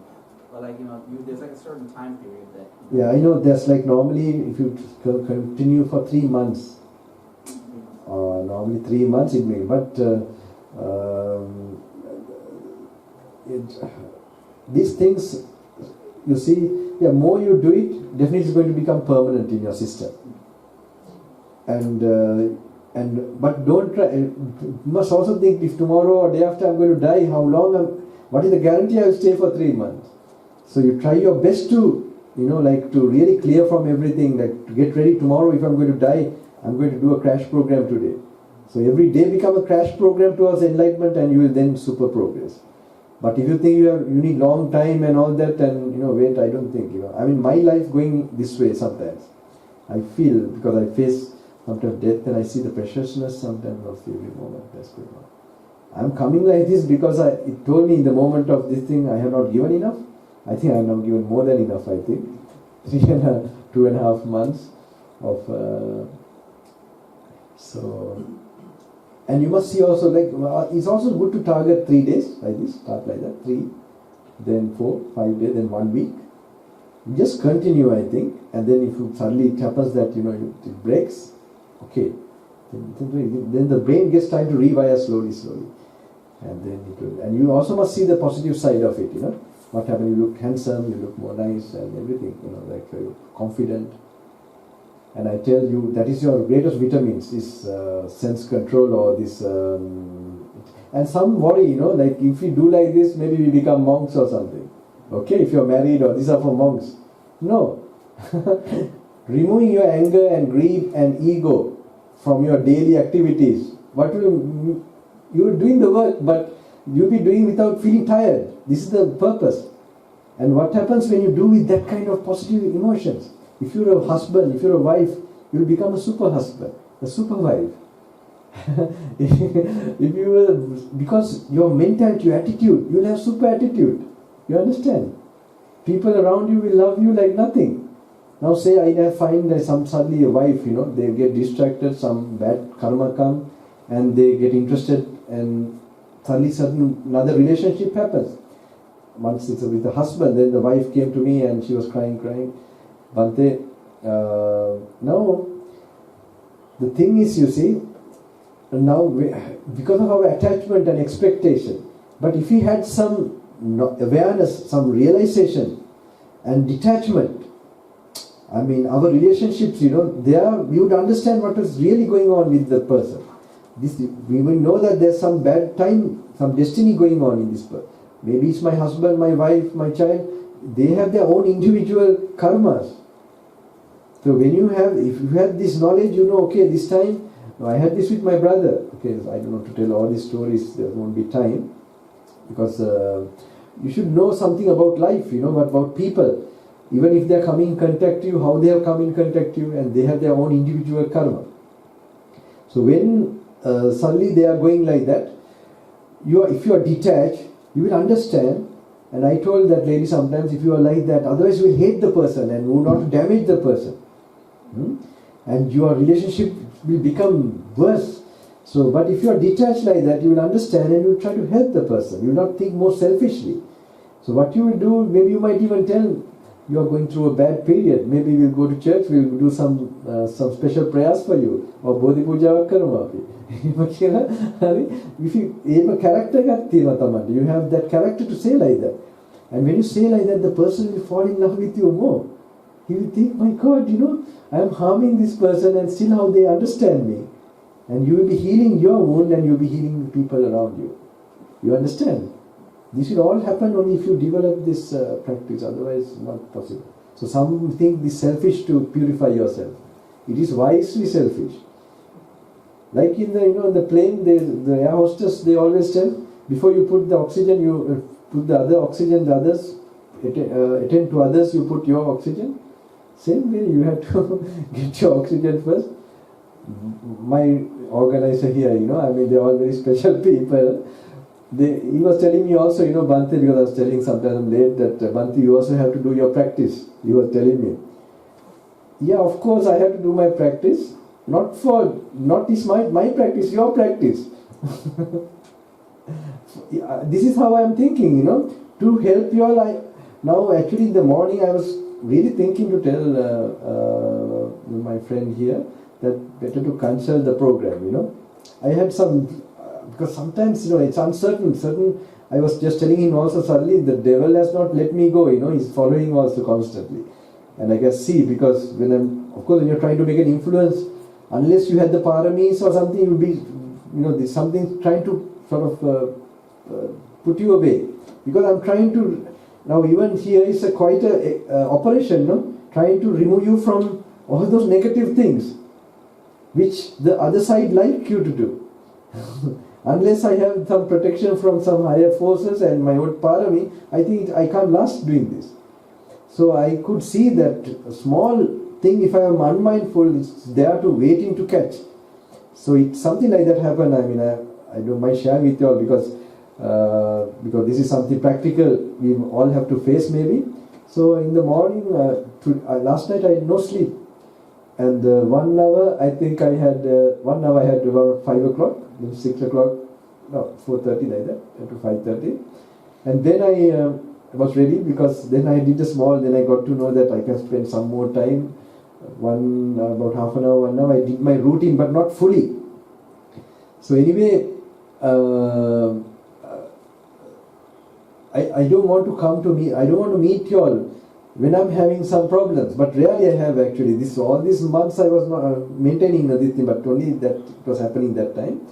So because it's too much also, going one after there, one after there. And yesterday was I managed to, it was a nice program. I hope I can make this one also. Because certain blessings time, there's certain energy I have to get, and sometimes it might not come.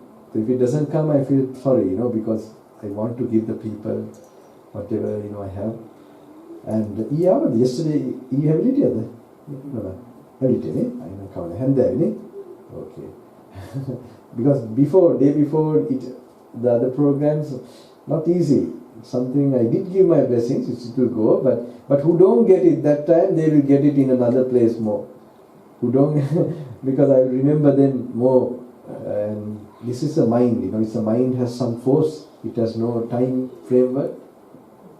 So anyway, I did this, then slowly I picked up the practice, and we met another group of people.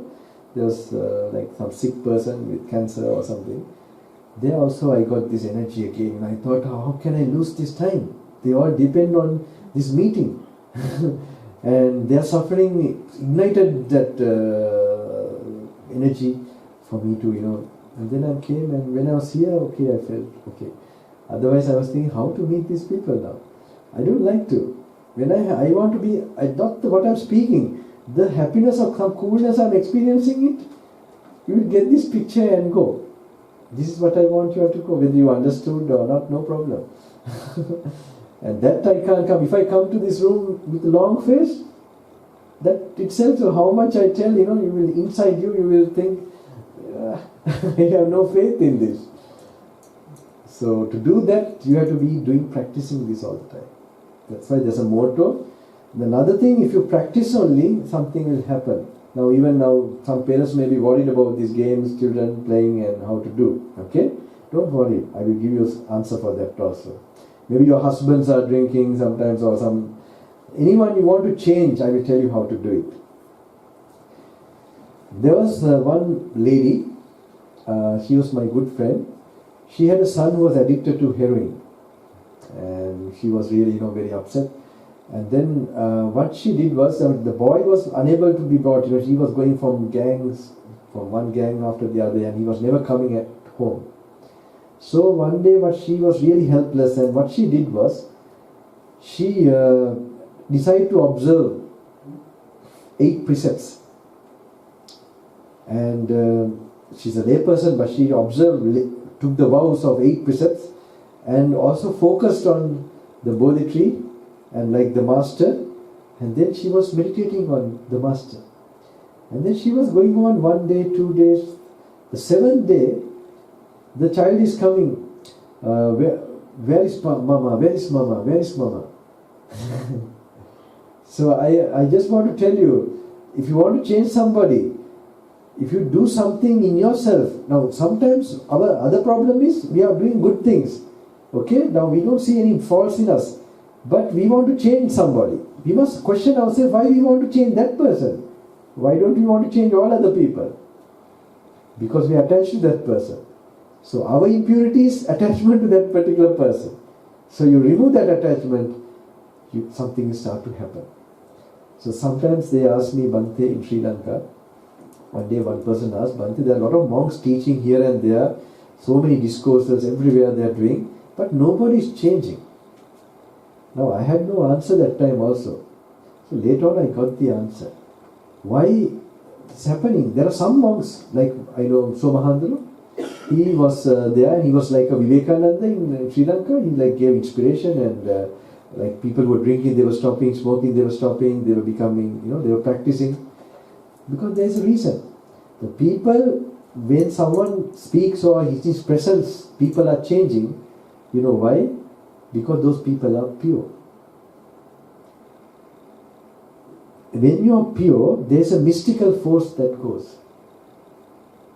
And to generate that mystic force, you have to, in your, what you're saying, it should be something what you're doing. And it should be harmonizing with your system. Slowly that mystic force will be activated. And that makes, if someone is not changing, it's because the person who is delivering it, they are not pure. So you can see that he was in the forest one time, he was going, like he was living a life, I knew him from young age. So anyone who has made a mark in the society, who has given some, they have been practicing. Okay. There's a story about Vivekananda Mankivani. I told you, did you hear that? Have you heard of Swami Vivekananda? Parliament of Religions, Chicago. He made a big thing in America in 1895. He's a nice inspiration, for me also quite inspiration that time. At that time this time he was there much before we were born also. He was someone, like in Parliament of Religions in Chicago, like Buddhism was represented by Anagarika Dharmapala and like that, so many religions. I think maybe Saints also they would have been representatives that time.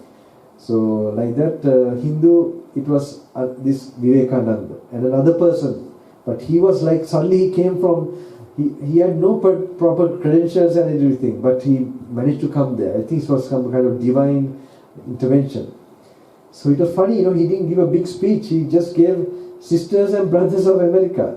It says like his voice was like a Chinese gong. Like some, and they were fascinated. The crowd, they say, the reports of the papers, we don't know what it was, but we felt like paying tribute to them. And like that, it says someone place, the parliament has gone mad. They were kept clapping for about 5 minutes. That's how he became famous. Later on they asked Swamiji, what was the power you had, that came out like that? What was some power you had, what was it? Then he said, in India, in yoga, there is a practice where they keep away from sexual thoughts and words and deeds, keep purity from, that's brahmacharya, celibate life, they practice this, also controlling the thoughts for 12 years. When you do it for 12 years, there is like a web in your head, brain, covering a kind of a screen which is removed. When that screen is removed, there is a particular nerve, he said, which is like it activates the super brain. So that was active. I did the same practice for 12 years. I also controlled this, even in thought. But when I heard this, it was not encouraging. I mean, I can't relate, even in thought, not for me. But this, I can relate myself to Mahatma Gandhi, struggling and doing feel very hopeful. But he is very difficult. But the important point is there, the 12 years, the certain layer is taken away from the brain. And then that super brain starts to work. And because he had a photographic memory also, very interesting, there are many stories. But the one I want to tell now was regarding one boy who was brought to, he was addicted to sugar. And so the mother was he brought the boy to the Swami, telling Swamiji, can you give him a mantra or something so that he will stop eating sugar? Then the Swamiji looked at the boy and said, come after 10 days. So they came after 10 days. And then the Swamiji said, son, hereafter don't eat any sugar. Then the mother said, Swamiji, what about the mantra? I said, no, this is the mantra. I told him like that. Then he said, why? You should have told that 10 days back when we met. Then he said, 10 days ago, I was eating sugar. And the last 10 days, I kept away eating sugar. And then, like that. This is very true. Very true. It's something, if you want to really, so whenever you want to make an impact on someone, that they remember. Am I pure yet? Let me do something. Let me do something which I am not. Maybe I am smoking, let me stop smoking. Or maybe I was addicted to some kind of food. You want to stop someone smoking. Then you stop something where you are addicted to. And when you do this, some forces start to go. So any questions? I'm coming to the last part of any question you'd like to ask? Mahata කොච්චර ගියද? තව විනාඩි 15ක් තියෙනවා. 15ද? පැය දෙකක් ගියද කොහොමද? පැය දෙකකට වෙන්නේ almost පැය දෙකක්. Right. Any question?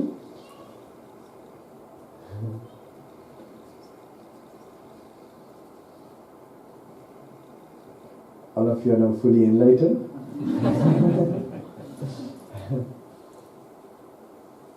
Okay. No. What gave you the initiative to come and help us? Okay, I told about the near-death experience, right? Yes. And there I thought to myself that I couldn't share enough with the people. So that was your conscience. Yeah, regret, like a regret. But also I must tell you also, there are two sides for this, This is one. Okay, I will tell you one part because you asked that. Now, I also, when these programs were arranged, I was still doubtful, This is a big step for me. Because so many years I have been sacrificed. I don't mind going to another lifetime and I am ready for that. To make sure I am really... But then I told you I have sometimes some connection with some of my old masters, rishis. So one of them, they told me very much that you have to go, you must go, you have to go. Even my master, very interesting, my teacher, I think he knew I am going to commit like this. He was a German monk, right? He used to tell your devotees are waiting, you have to go and help them. Now he is normally a monk who tells monks to go to the jungle, don't go to the city even. But for me, he was telling like this. So I can see what some karma you would have seen that I had. I'm also surprised when I'm seeing. Now I can see very clearly that because many years I was also practicing this. I always said I don't want liberation which others can't taste. I should tell like that. So the reason I was avoiding people was to really perfect myself, to give them something authentic. So this was my motive, because I think there's no person who really have love for you all than me in a way. But I don't like to be with any one of you. I like to be alone. But I have some thought of, I'd like to make sure that I hope I can do some help for you all. This inner feeling is there for long years, from age of 18 actually. Young also, but 18 it was very, very strong. But then I was trying to find which ways I can do. Then my teacher explained to me, even from the power of thought, if you purify your mind, you can help humanity and living beings in a very vast way. So when he taught me this way only, I inclined more towards developing my meditation and going to solitude and developing this power, certain power, meditation power. So what happened, even now when I was Australia, even the day I was supposed to go, the flight was night time. Evening time, I am still thinking whether I am taking the right decision. So what happened that same time, I must tell you, one of my master, my German master, long time gone, but this I am talking about the rishis, right? Rishi, you know Rishi? Rishi, they are mostly some of them are in the Himalayas.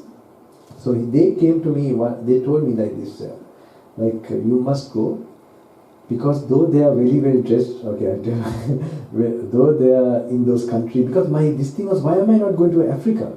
Why am I going to these affluent countries? Now these are the places I got the invitation, that's okay. But I am a person also, I am not attracted to that these are rich people, they are nice, handsome people. This kind of discrimination is not in my system. So I was also thinking, is it the right thing I'm doing? So, but they knew my problem in the mind. They told me, my sons, though they are dressed well, they have vehicles and proper dwelling or whatever, they are suffering like nothing. Their minds are full of pain. And it is, they told me like that, it is like drought, great, you don't have to English in The drought, yes. Drought means a famine, like a severe drought, not a normal one, a severe drought. When there's severe drought, it's like that, the people's mind. And when you go there and give this, it will be like putting the water, it will give them that coolness. So when I went to Australia, when I first happened to do, then I was very happy, I knew. Another complaint for me is that why they are not the local people now. Maybe Hispanics, or I'm thinking in this country you have immigrants, different types. So so not only Sri Lankans in my mind, I don't feel that way. So, but anyway, when I find Sri Lankans, they are also having problems so much. So I'm happy. Okay, no problem. I have to one day. I hope my destiny will be there where I can reach this other. That will happen. And one thing I'm very happy that I have. Even when I landed here, I felt this year I was very keen to sort of whatever some energy I have, I wanted to just place it to come to this place. That's it. I have overdone it, I would say.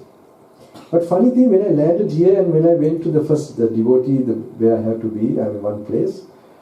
When he gave me the thing when I was praying, the picture of Donald Trump came to my mind. It was not a joke. Donald Trump and the whole nation. This came to my mind. I don't know. And my prayers went to think. I hope this whole nation, they will get. And also my thoughts were there. You had Houston. Where is that? Houston, right? You have floods and all that, right? Yes. So many floods, and then I got to know that you don't have flood insurance. Most of them have not. So just you are suddenly losing everything. Am I right? So because for me, wherever there's a lot of pain, also my special prayers go. Now in the end, I'll ask if anyone has something. I would be praying for them specially something. So first it was the Syrian refugees also. Now though I am doing this, I have another part in my head. So now I can see the cycle. Syrian refugees here, no one worried about them. Suddenly now you see at home, you're getting the problem at home. No one. So this is like, you all are like, same. They are all having families and, sort of this thing. But we have not learned to broaden our head.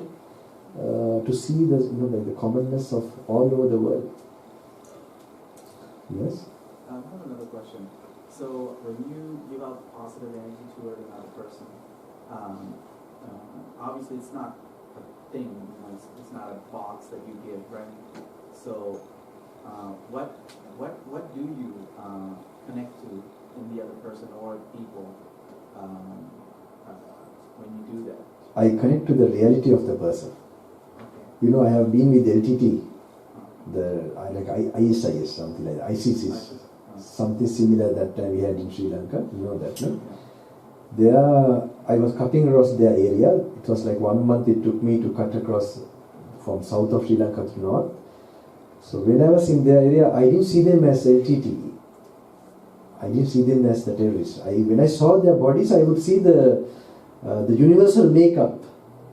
You understand? Now when I would think about yours also, your body is just what you physically see, but how it is formed, there's a mechanism of that. If you have some experience of that, realizing of that particular makeup, then you know.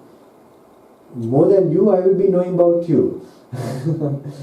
Because something what is really going on. So that deep connection to yourself will make you, especially if you are coming close to self-realization, then you will be connected to all the existences around you. So this is a very funny thing, like you know one atom, you know all atoms. Right? So it's something unseen. The real truth is not seen. You are not your beard or your hair and all that. I will show that now in a minute. Even not your thoughts. But without a thought, you don't have any existence. I'll ask another question. Yes. Related to the same one. So, when you're doing that, right, giving that energy. And, Were you there yesterday, day before? No. Then how do you know? No, I mean, to the same thing that you was talking, right? You mentioned that you're going to do blessings, so somehow you're going to connect and give some blessings and energy, right? So, do you do it for everybody as a group, or you just you have some vision that okay, this person needs this kind of a blessing, this is that person's problem, Do you see those things and do something specific to individual, or it's for everybody? We'll see. Now some little more time more to. It's something. Of course, my teacher has taught us how even coming to the program, not to prepare what I'm going to say. Like I would give. I would think. I hope I can be a help to these people and come with that feeling. Just that feeling. Then whatever comes out with that intention and feeling will be okay. So like that. You have that deep intention, then some things will happen which will help the people. So I don't think a lot, this one, that one. So, but I know something I must do. But if it doesn't happen here, I'll be doing it in this. This life is very. I have no family or anything, So your entire way of looking at the world will be different. Now, when you have a child or a wife or husband, your world, how you look at the world will be very different. It will be rotating around a certain, you could say, actually selfishness. And when you remove like that, now for example, I would leave this group and go to another group.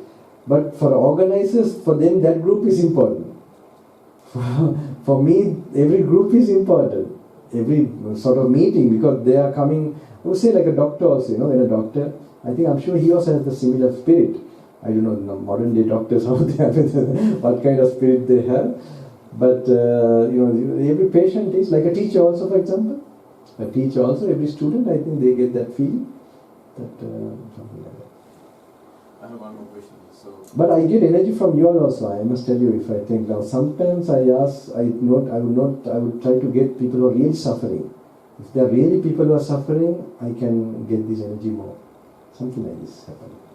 Okay, so sometimes I might ask anyone to bless their thing, so that is for me also. So this comes with that, if there are a lot of pain in this thing, then some force will come. So I have another question actually. So you mentioned that about these spirits and those kind of energies, right? In tradition or mostly in the eastern area, but I have seen it in the western countries now as well. I have been here 11 years now. Is about those bad energies could be possible in a house, in a building, right? We talk about those things and people do different treatments. In our traditions we say, okay, put on spirit, this many hours, right? Yes. So are there different powers like that? Could be following a person and also could be stuck in a particular location. So we have to take care of those powers as well, because they could be hindering your progress, your happiness, or your prosperity. What is your vision on that, and what is your teaching? Yeah, very good. You see, you should not worry too much about these unseen spirits. The main thing you must focus, I would say, is that because the main breeding ground for these forces is your behavior.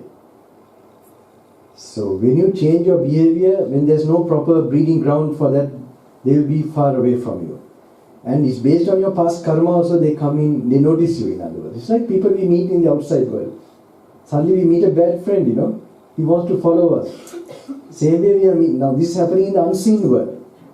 Now normally that connection comes due to past karma. Karma we call it normally that we have done a similar type of work, matching to that action in the past, certain defilement. The karma we creates the environment we are meeting. So now what we do is I think you don't try to sort of, because sometimes the spirits, they are different also. Like David like certain you could say pesticides. You create a pesticide to destroy a certain type of micro this thing, but they develop a certain this thing where they could withstand that. Then you have to create a more higher, stronger this thing. So some of them, even for Pirit, they are coming, I would say. They can manage to. So what most important is if you change our character, behavior, and our analyzing, our dispassionate nature. Now I'm going to tell them, this is just only to control when you find you are going, in a negative way. Just to get that graphically, to get that kind of urgency, the fear that I must not go to this. I'm nourishing them.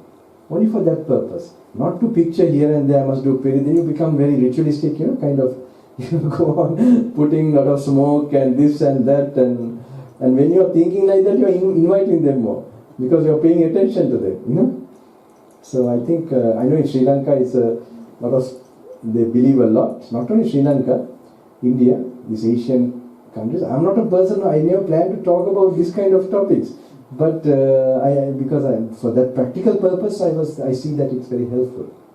Now when I was going in the vehicle, they were dropping me in Delhi. Now, all these my stories are with what has happened to me, it just, all things, it's like that. So this driver, I want to share something with him, and I told to him, my friend, you should not take alcohol. Alcohol, the Bhut Pret, they know the word Bhut Pret means ghost, their term. This Bhut Pret, they like the smell of the alcohol. Then he said, no, Swamiji, I don't take alcohol. But once a month I take one beer, he said. I said, then you have a baby Bhut Pret. Baby cola. So like, you can notice, someone was telling about ice cream, someone was telling about cricket, addicted to that. Maybe there are cricket spirit there. So, TV, internet, it's very much, I think, attracting. Because that activates a lot of passion, desires, greed, hate, that much, then so this where one has to be really, you have to have some control, have some supervision, some kind of check on that. Now we have the internet in the phone, so they also, if one is careful. And then you must keep on practicing, not just doing that, just improving this thing, so that you're replacing fast. And getting the meditation to work, and then you're replacing others. You just wait in a middle where you're just a little bit pure and not going furthering, then you might go back again fully to that. So you must really go on a path of more purifying yourself and enjoying the inner development. Now in Manhattan and all that, I remember I was passing there. One thing, I am not an arahant, but I was one thing happy with myself, that I was not fascinated by Manhattan or anywhere. I was having my nice peaceful state.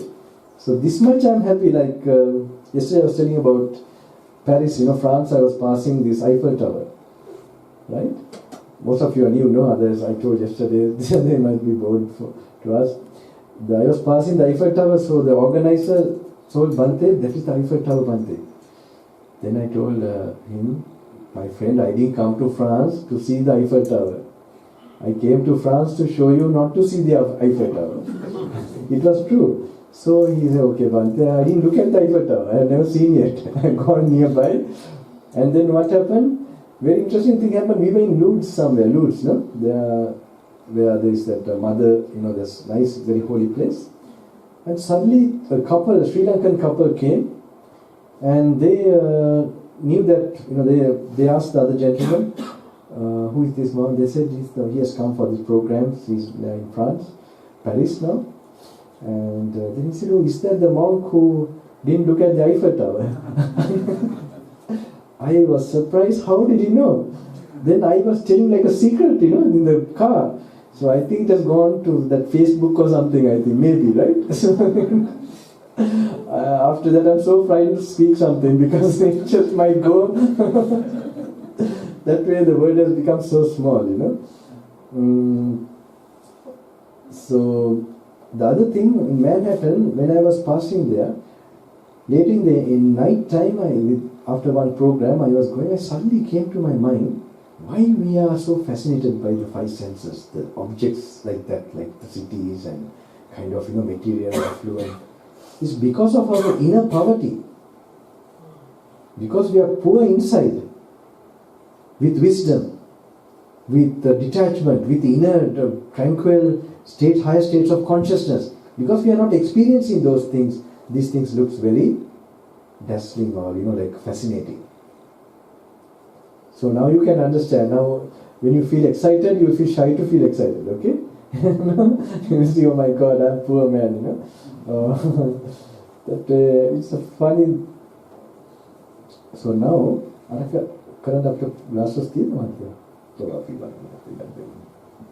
going to demonstrate something, okay? This is not for monks or nuns actually, this is mainly for lay people, but it might be helpful.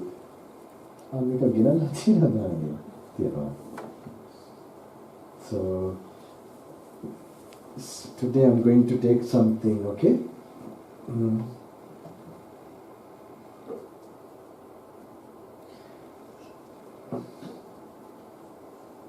This is not whiskey, I hope. This is apple juice, huh? Kottamani, okay. Better tell them. This is a herbal drink, okay? It's a herbal drink, okay? Otherwise you will think, Bante. I'm going to take a little bit from this. Okay.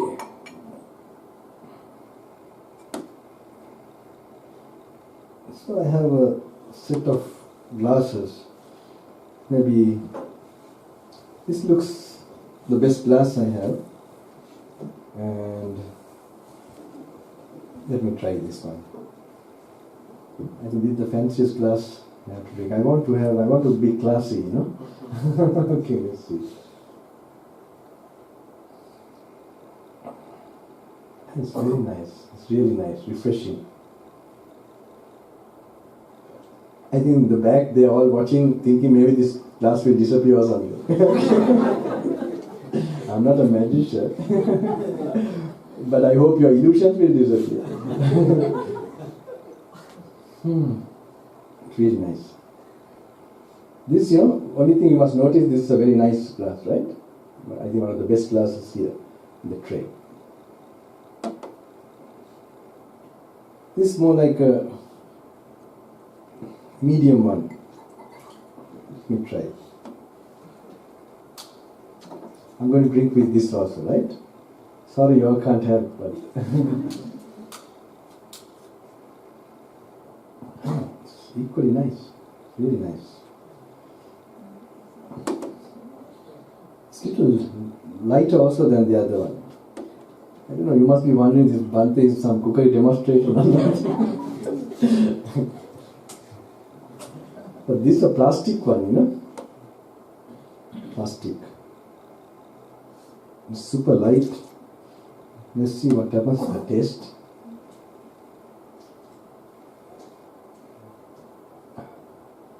It's really nice.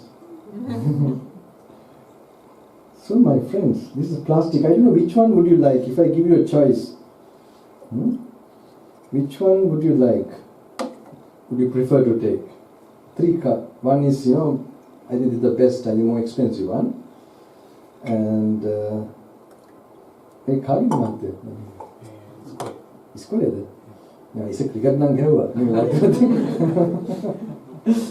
if it breaks some of their heart, would I get heart attack? I hope not.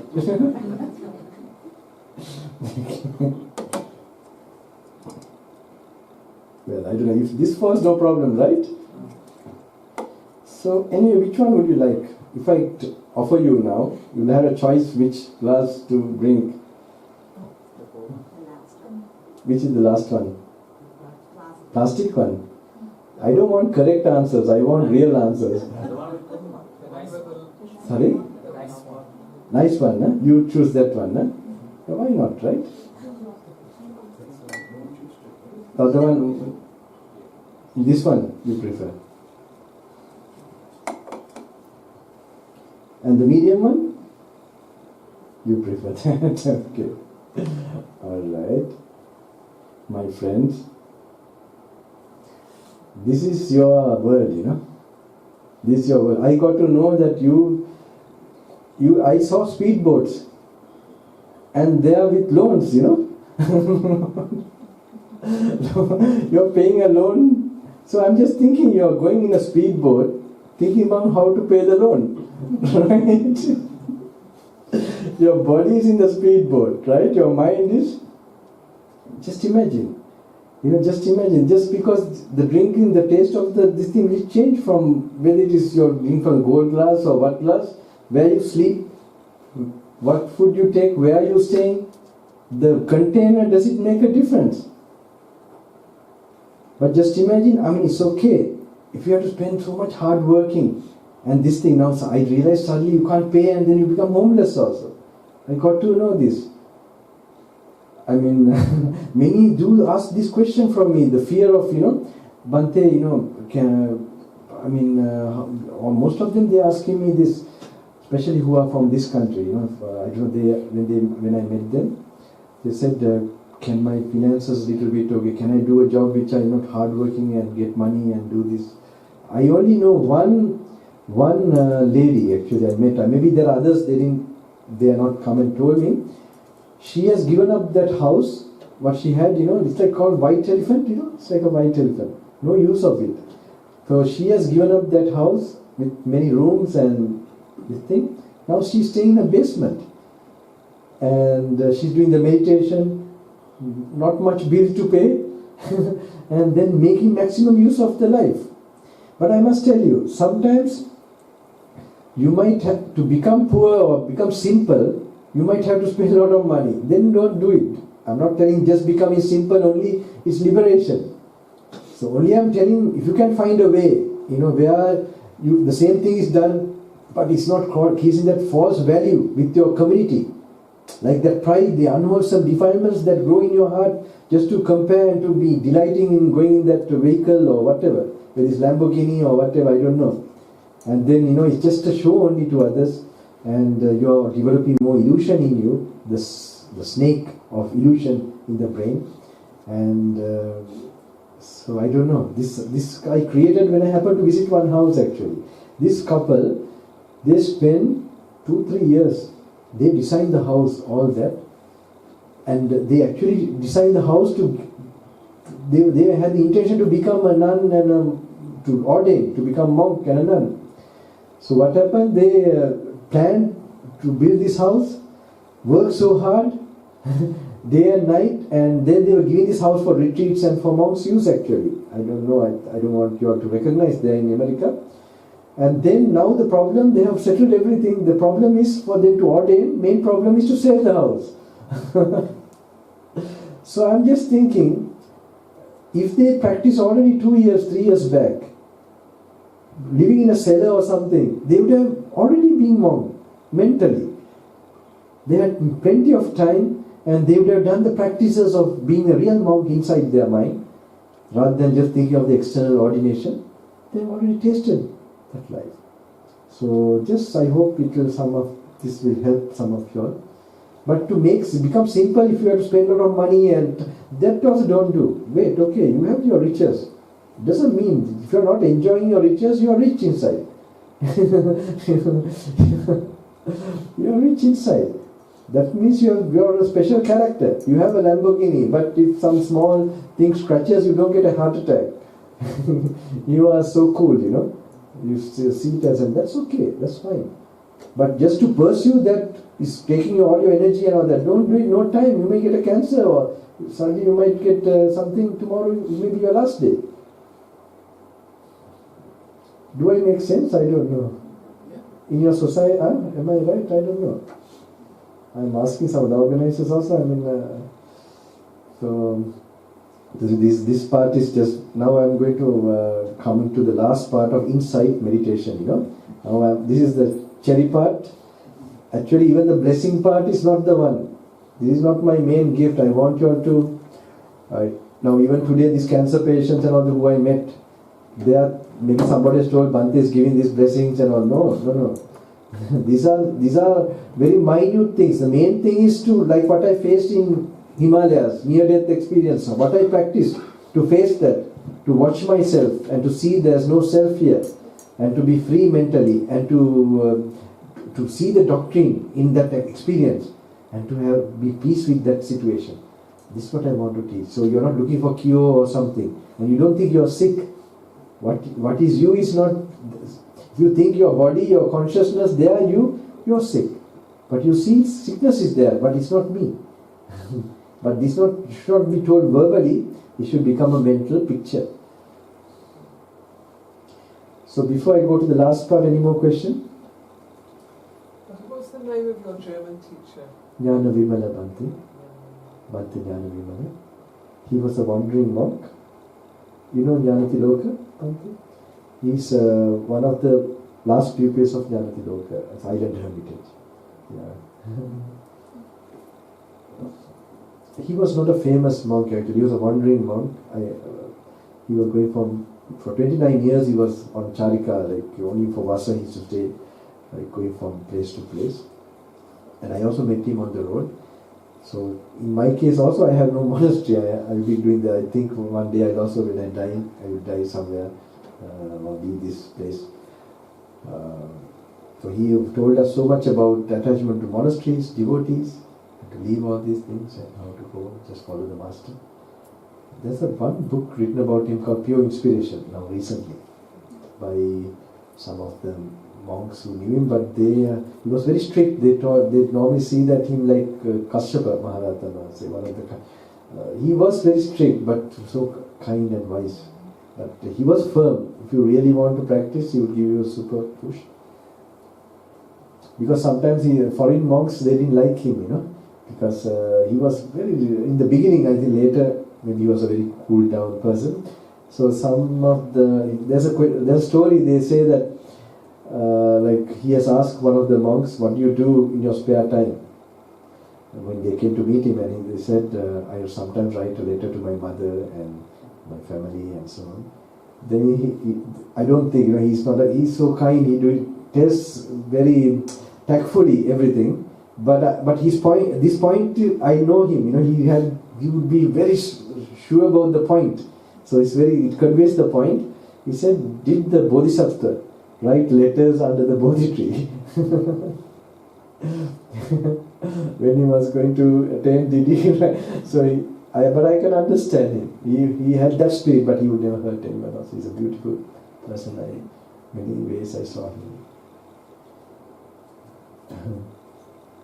In your travels, you have come across many people.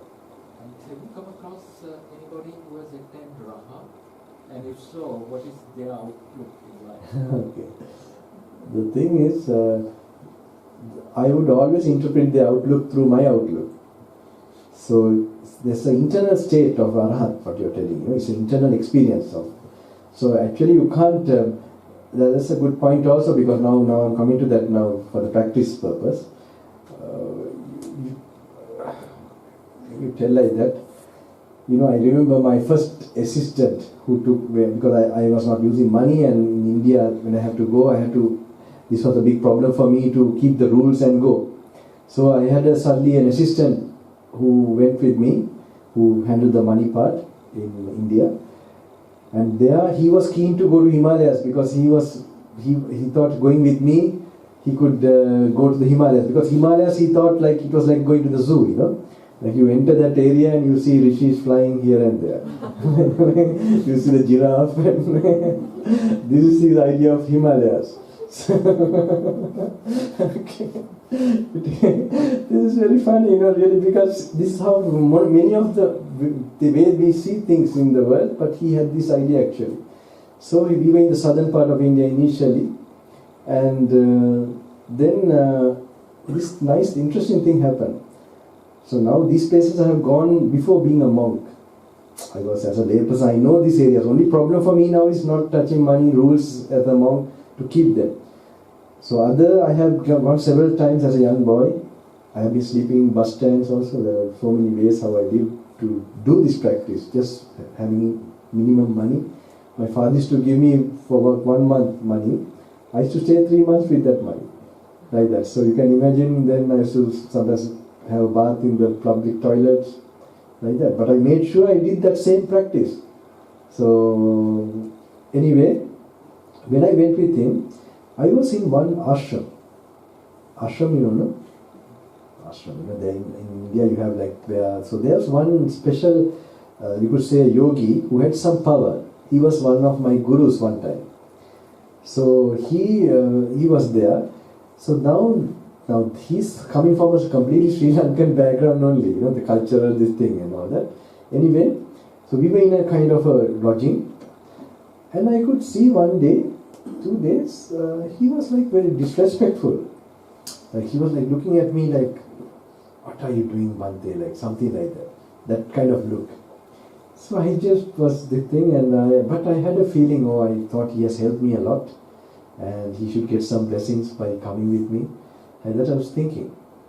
So then I also knew that in this area some unseen blessings will come. So I just told in my mind, please give them some help. He has helped me a lot. Like that I even also thought in my own mind. So that night he was actually like, he was next to me and he was like looking at me very, very, looking stern. So anyway, I went to do my meditation and I was lying down. Next day morning, he's coming worshipping like this, very much like very anxious to meet me quickly. Then I waited and I said, my friend, what is it? What do you want to this thing? He said, Bhante, all these days I was having some thoughts in my mind.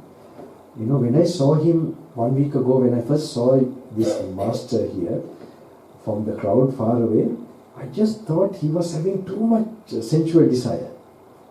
Like he was a fake somebody, And why this Bhante is coming to such a place? So he was Lanka interesting.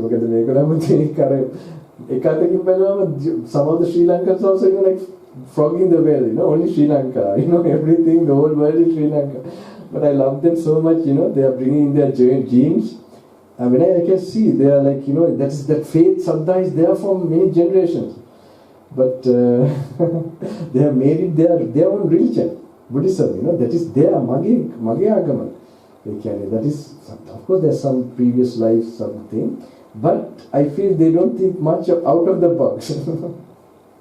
So, but anyway, so he was telling me, Bhante, I was all this time thinking, that why this Bhante come to the place like this, that this man, this yogi is like full of desires and passions.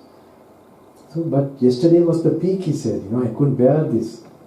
But then he said in the night time, something happened to him. In the night time,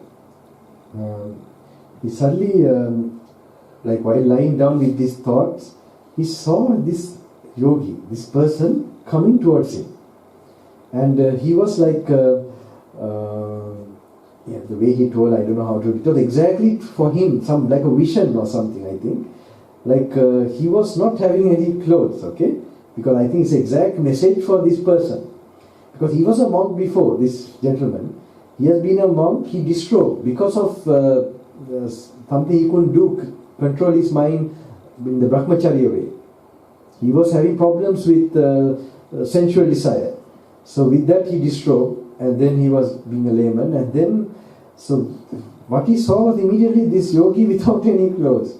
And immediately he said that he saw, noticing in his body that he was neither male or female, like something he has transcended this from his meditation. He was not having any of these pleasures or desires, that it was his desires that was reflecting. You get it? Now I'm giving a long answer for you, right? Okay? This is, I'm telling now, Arahants also, we will not, unless we become Arahant, I think there's chances of noticing one. But still, that is also if you can read the mind inside them. But otherwise, just because maybe someone's body is shining or face is shining, maybe they have applied Nivea, who knows? We can't judge like that. Yeah. Understand? So, okay, we must respect and this thing, but we must not try to find like finding the giraffes, special giraffes in the forest. This monk may be Arahant, maybe he has attained that. These are high stages of We will be interpreting through our defilements. You understand that? Yeah, I also don't, now, Bante, many people have this idea, my teacher was Arahant or some Margapala. So when they come, they ask Bante, has he attained this, has he attained that? So I tell actually, for me, Bante is a Buddha. That is my belief. Of course, everybody knows he's not a Buddha. But for me, actually, in my heart also, I respect him. I feel so I admire him as a Buddha like that. So, I have a silly question. On the same line, yes. Have you heard about Bhante Samantha Bhadra? Yes, I have heard, yes. What do you think about it? I don't think anything about it. That's good. I think we should not think of anybody, And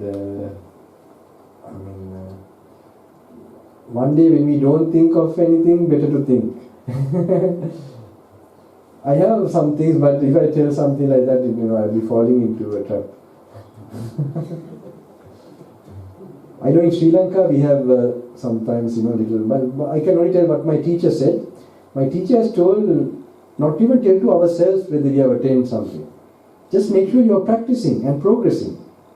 Simply that. That is most important. Not to see whether we have attained first dhyana. Now even the people ask about dhyana. You just notice whether you have a peaceful or something like that. A common quality.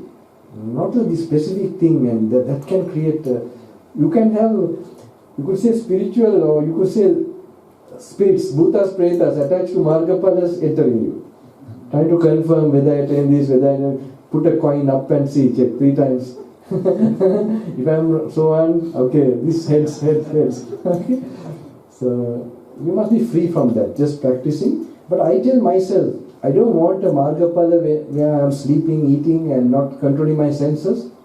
I think that's a duplicate margapala. A real margapala means attaining a path, I think it's hard work, effort, practice.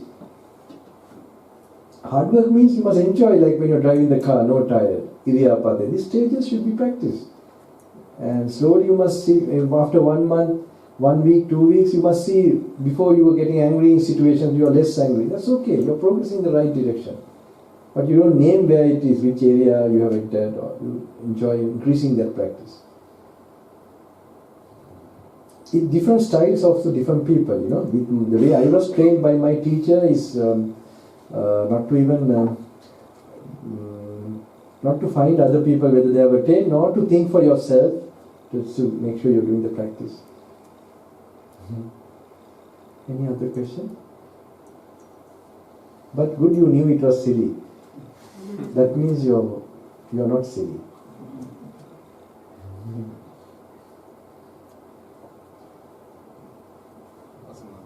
So this is regarding upbringing kids in this environment, right? Especially in a country like this, because it's, as you know, it's more materialistic, and competition is there.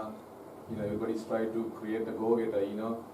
Do this. Okay, go and participate in that one, join this one. That's the culture here. American dream or something. Yeah. Okay. Yeah. So when we raise them, right? I don't know. I'm very new to the parenthood. We have like 26-month-old daughter, but I know there are a lot of experienced people, right? So they might know more than me. Just excuse me 1 minute. That lady, is she going? No. Okay. So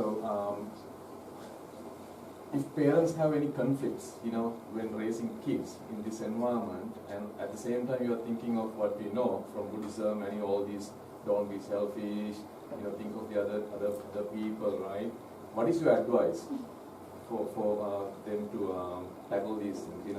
If somebody has conflicting thoughts, what is the right thing? What is the right advice for your kids? I tell you honestly, I have no personal experience with that.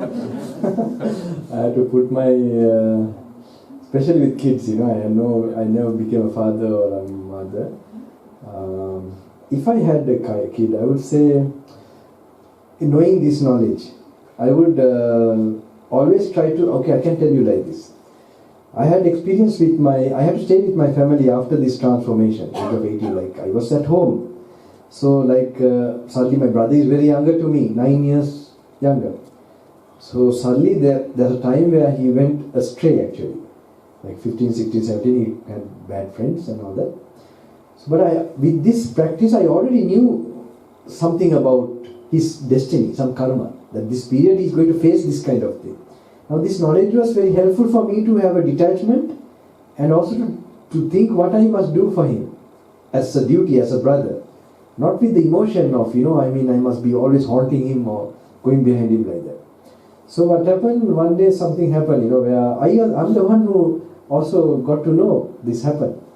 Like he was the computers, internet and games and some other thing, I can't tell, not nice, but still I must tell you, 15, 16, 17, I was doing my walking meditation behind the balcony, and suddenly his room is there, and I suddenly saw this, and I was little, immediately I felt a little shocked. So I went to my father and said, Tati, then my father, because of their attachment, they are frightened of the children. This is there. They don't want to get, so he was telling me his exams now and he can't do anything like that, he was helpless.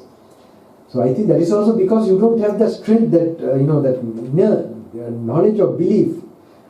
So what happened, I was thinking as a brother what to do, like I don't want to, I was quite detached for a long period. After the age of 18, I never even touched, I used to pet my brother, he was so young, I used to squeeze him. I was very sensual before this, so passionate.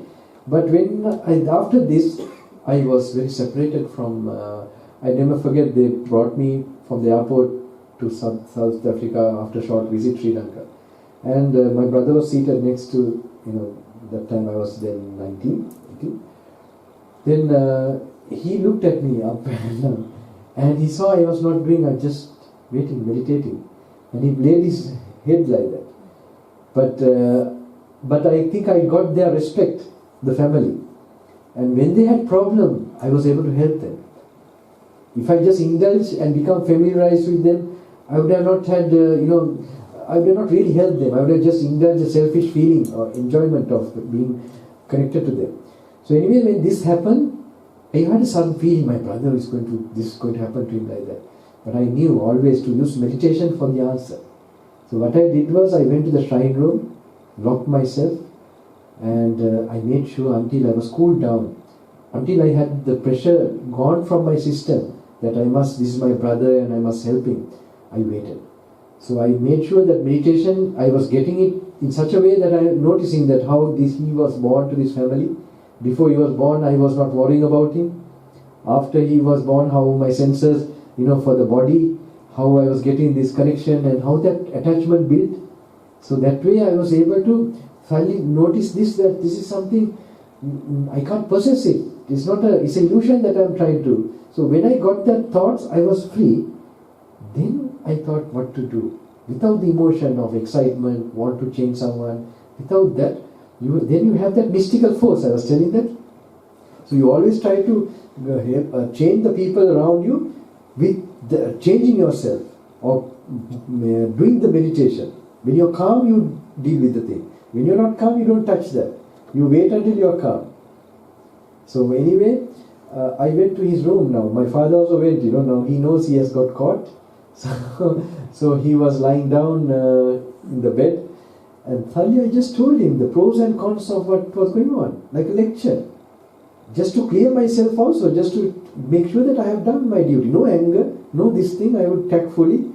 So my father was really surprised, how it was done. So then after that I immediately left next day to the forest. I was not a monk that time, I was a lay person. And like that you forget, and then you do. So with my brother I did like that. And there was one cousin of mine, when he died and all that, when you're really practicing, you will be helping the whole family. You will be a strength. Because you will not feel the suffering they are going through. Because they have been neglecting the practice. And then suddenly you get the suffering of that enjoyment. So if you learn to remove the enjoyment and have that equanimous state, do your duty only, you will find that, you will manage to take your boat across to a safer shore. So we can do it here. When you are here, I think you must have daily puja. You must get together the family worshipping morning or evening one time. That's a protection to the family where you are telling the gatha and all that. And you must expose the children. You can't tell them don't do this, don't go there, don't use the computers, you can't say. But you must tell the damage that is happening in that. But that must be told. And the other thing is, you must take them to these programs, so that energy comes into their system, and that will counteract. That's the best way. You should counteract. You must fill their minds with. So normally my meditation programs, I do it in Sri Lanka. I call it a meditation, like a rock concert. But today you all didn't want to. I saw slowly the music was going, right? Because you are still so, you don't want to go out of the box. You have heard monks coming, floating, and then they sit down. Because, no, my friends, we must float actually, but not in an acting way. So for this to happen, you have to really come out of that mask kind of thing. And so this is in Sri Lanka also. It's a little bit because I'm a bit of a revolution in clearing some of the things of where people are getting stuck in their spiritual growth. So I will come to the last part now. Okay. So did the issue with the brother get resolved? Tell you honestly, I left the house. I went for meditation, and I think it didn't completely get solved. It was repeating, and even as a married person now, he's with children.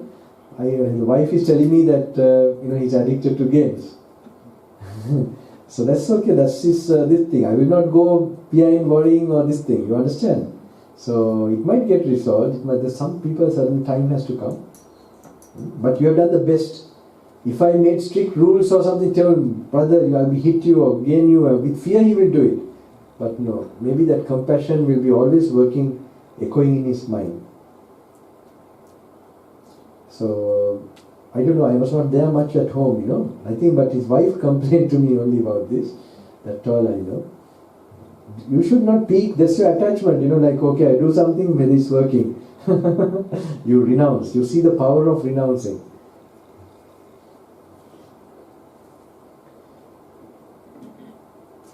Okay. Then I do this last part of this practice.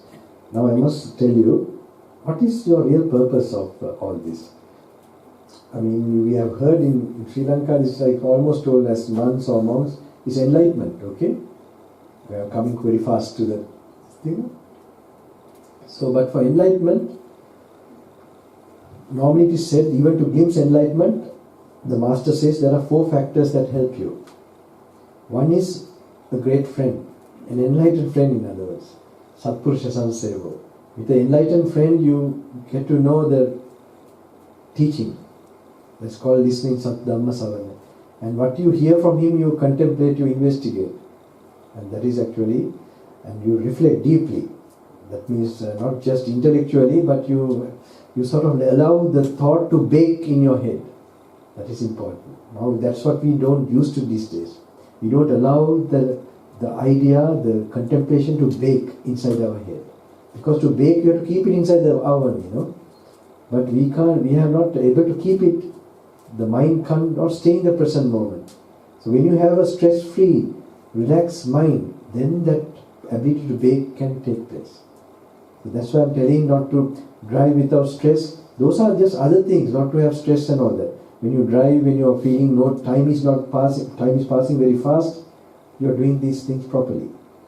So when you are doing like that, there can be just a single word of the master that will just make you see the final truth.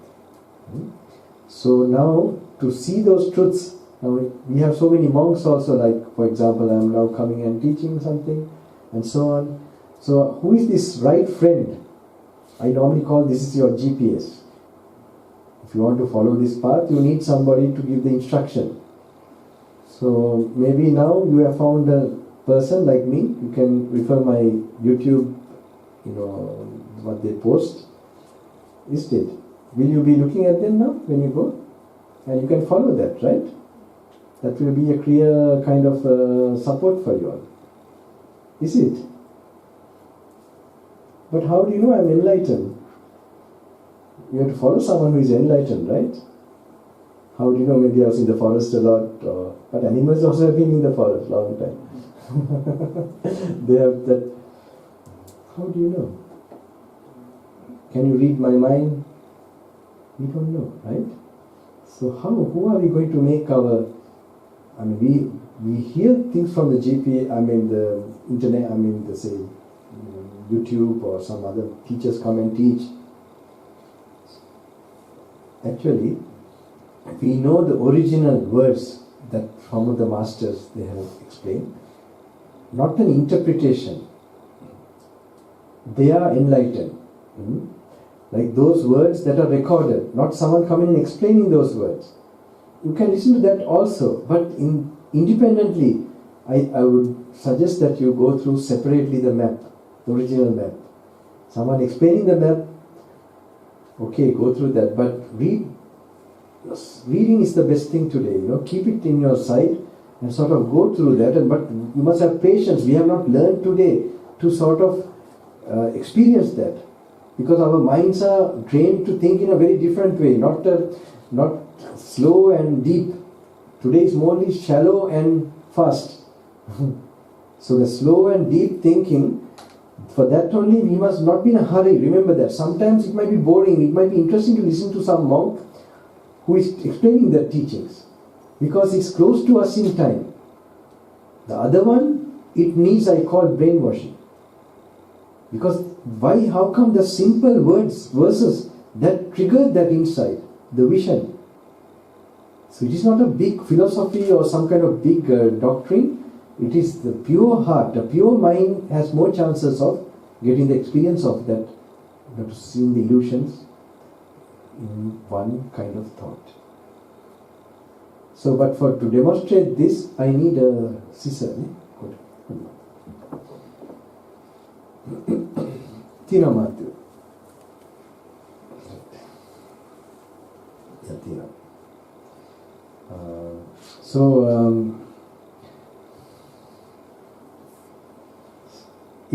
There is one meditation to see there's no person.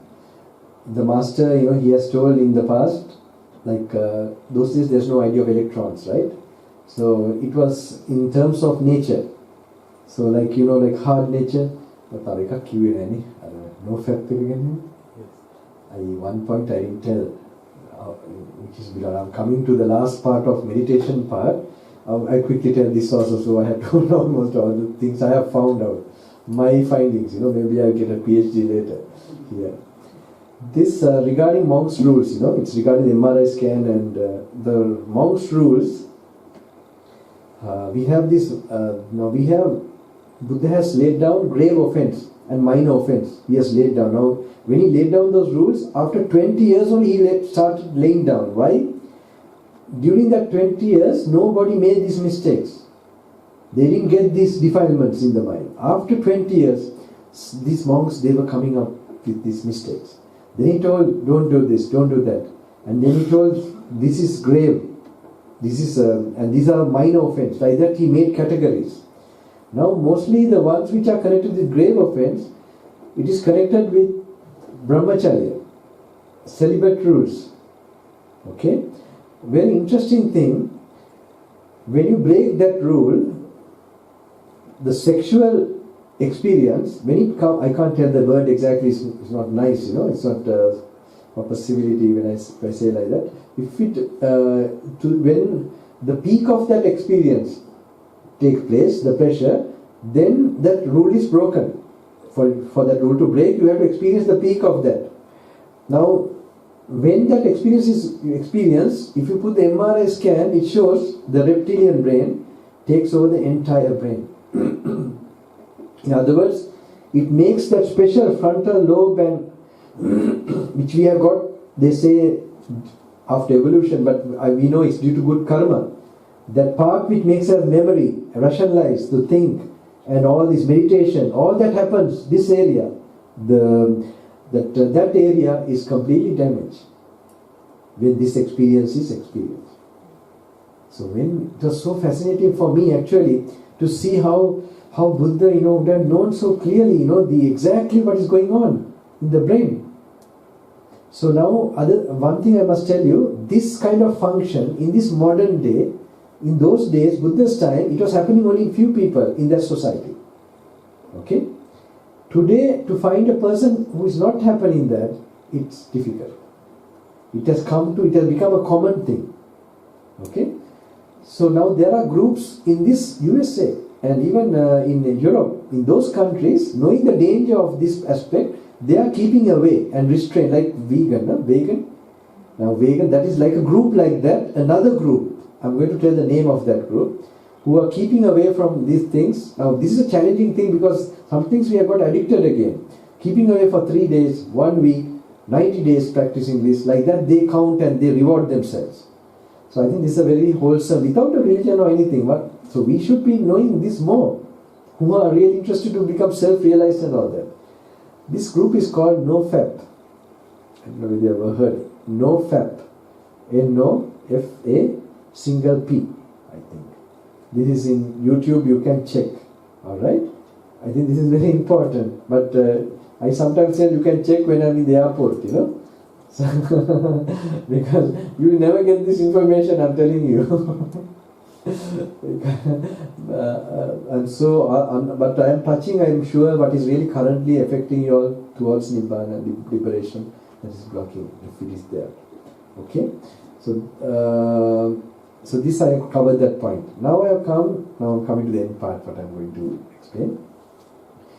So in the Buddha's time, the electrons, was not known. So the hard nature like this, the hard nature, they took in terms of nature. So when you take as hard, which has the nature of being hard more here, the bone area or maybe the hair, when you take it as nature, it's the same. Okay? So to get that idea that there is no person here, it is only a nature that we are mentally getting an idea of self, Buddha was giving this exercise. Okay? So he takes for liquidness or fluid nature, which has more in our body. It could be in our saliva. Okay? And the blood. Do you get what I'm saying? Okay? Do you get what I'm saying? This is now a meditation part, it's not you should get a mental picture and what idea I'm trying to say. Like water flowing through a tap, that is liquid, and then the blood that is flowing in your veins, if you just picture them, simply it is fluid nature. Okay? But when you see it as nature, do you get the sense this is my blood? Now I'm thinking sometimes, you have accident car drivers, racing drivers, they break their limbs very, very often. So they have to put iron rods, replacement. So I'm sure when they put the iron rod in their body, they get a lot of identification. This is my rod. Maybe golden teeth also, Sometimes you put gold teeth. Just imagine, it's a mental thing. It is the same, the gold teeth or what is you are having already, it has never been yours. Like urine when it's in your bladder, you feel, now you really feel this is I am moving, I am doing things. But when you go to the toilet, it goes to the water, it becomes. So just because it's in this space, you get this sense of I. Remember this. So when you do this exercise, when you're reading, now I'm telling you to refer to the original. I hope, now if there are Christian people, and I don't want to force anyone to go to the original teachings, it may be, Genesis or the New Testament, any literature of any saint, I would suggest for them to go to a direct translation. But these things you can't have you have to practice, you have to meditate, you have to fast, and when you're doing like that only it makes sense. If you try not to change your life and try to understand, you will not make sense forever. But if you sort of change your life and then read these things, it starts to make sense. And when it makes sense, it will change more in your life. Like that, like a cycle. So, in English language, I would suggest, the translations are very good. One book I would suggest, Word of the Buddha by Gnanaloka. Mahatera, have any of you got? This one small book, right? So now this is a handy book all the way, from the beginning to end, I would say. So there you have about the elements and analyzing part, but learn to apply that. See, if you should feel less heavy. When you apply, if you're holding on to this body, you find that unconscious holding on will be released. And you will be feeling some relaxed feeling when you are reading those old texts, because you have been applying it. And it is normally the purpose is to remove the illusion, and if you are holding on to that, you will let go naturally. It's like you are holding on to a string and you look properly and it's a snake. Is there a question of letting go? No question. So it should happen that way. Even if you had some memory, worry about something, you apply to that thought what you're having. And if you really apply, you'll find suddenly you're free from that trauma or that memory. And if you have some anxiety about the future, same. So now I need, let's see.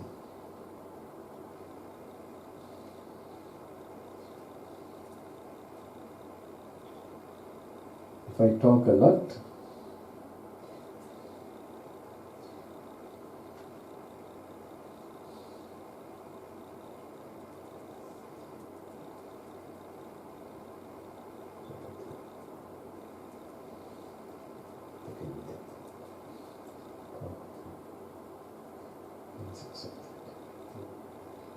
so I suggest Word of the Buddha by Gnanaloka Mahathera and Middle End Discourses by Bhikkhu Bodhi. Wonderful translation. But you don't need, it's like a big book. Just one verse might be helpful for you to see the truth. So note what is striking, and if some story parts, skip that. If you don't understand, don't read it. Go to the next one. What you understand, separate. It may be one verse that might make you see. And you know it's not just this bulky knowledge. It is that real penetration of that, and it will pervade your entire being and your entire life.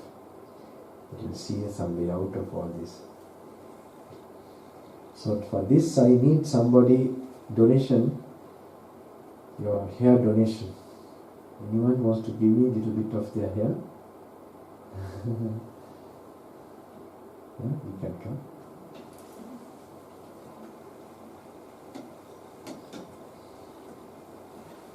I was expecting me. Sorry, how you did that? Yes. Who is this young man? It's my nephew. Okay.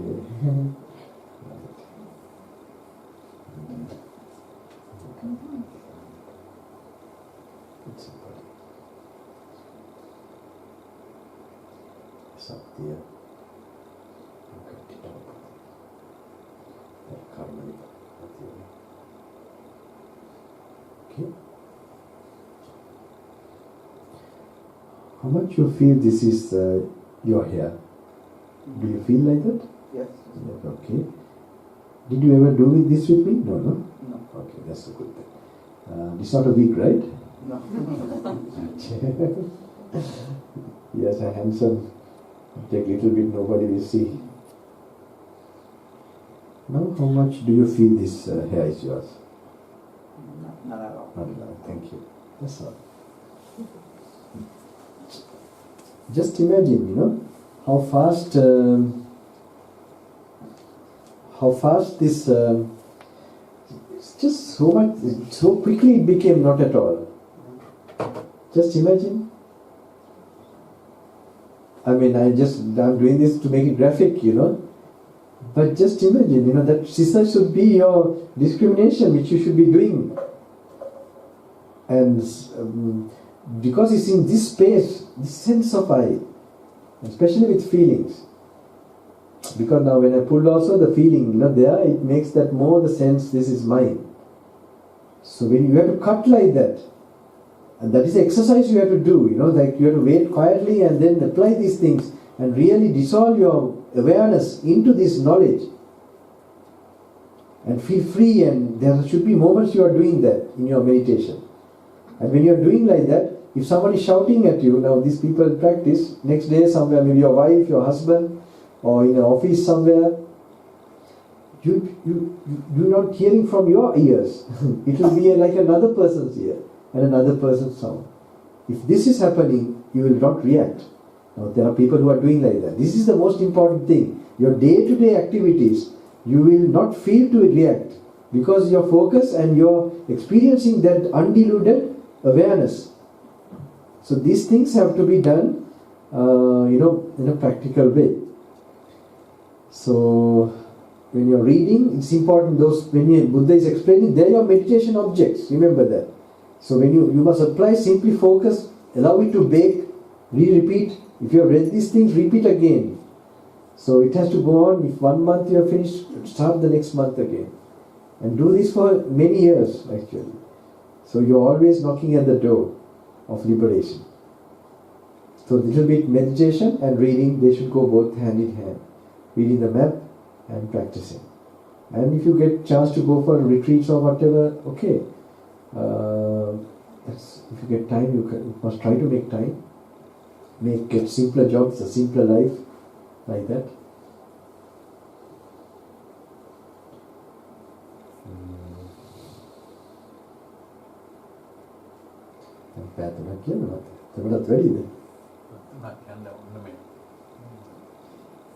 Okay. And another one small thing about consciousness, I like to just give an idea. Even about, now sometimes you are taking food. When the food is touching your tongue, when it's touching, only the tongue consciousness takes place. It's like you have suddenly, this is ice cream, this is chocolate, something. That is perception in consciousness. And only while it's touching that.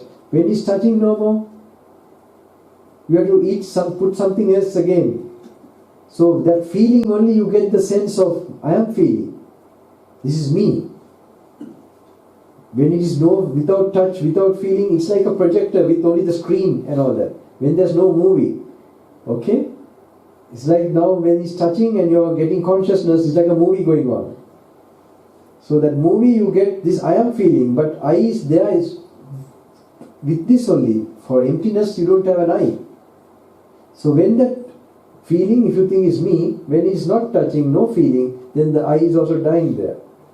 Then another new I comes. But the real I can't be changing.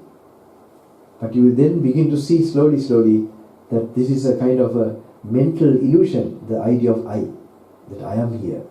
Okay? When you see by actually what is functioning, you will begin to know this is like no person. This which is the real thing. It's only situations or phenomena or happenings. So just imagine, so normally, plainly you see a different picture without consciousness. So do you like to see someone's mouth when they're eating? No.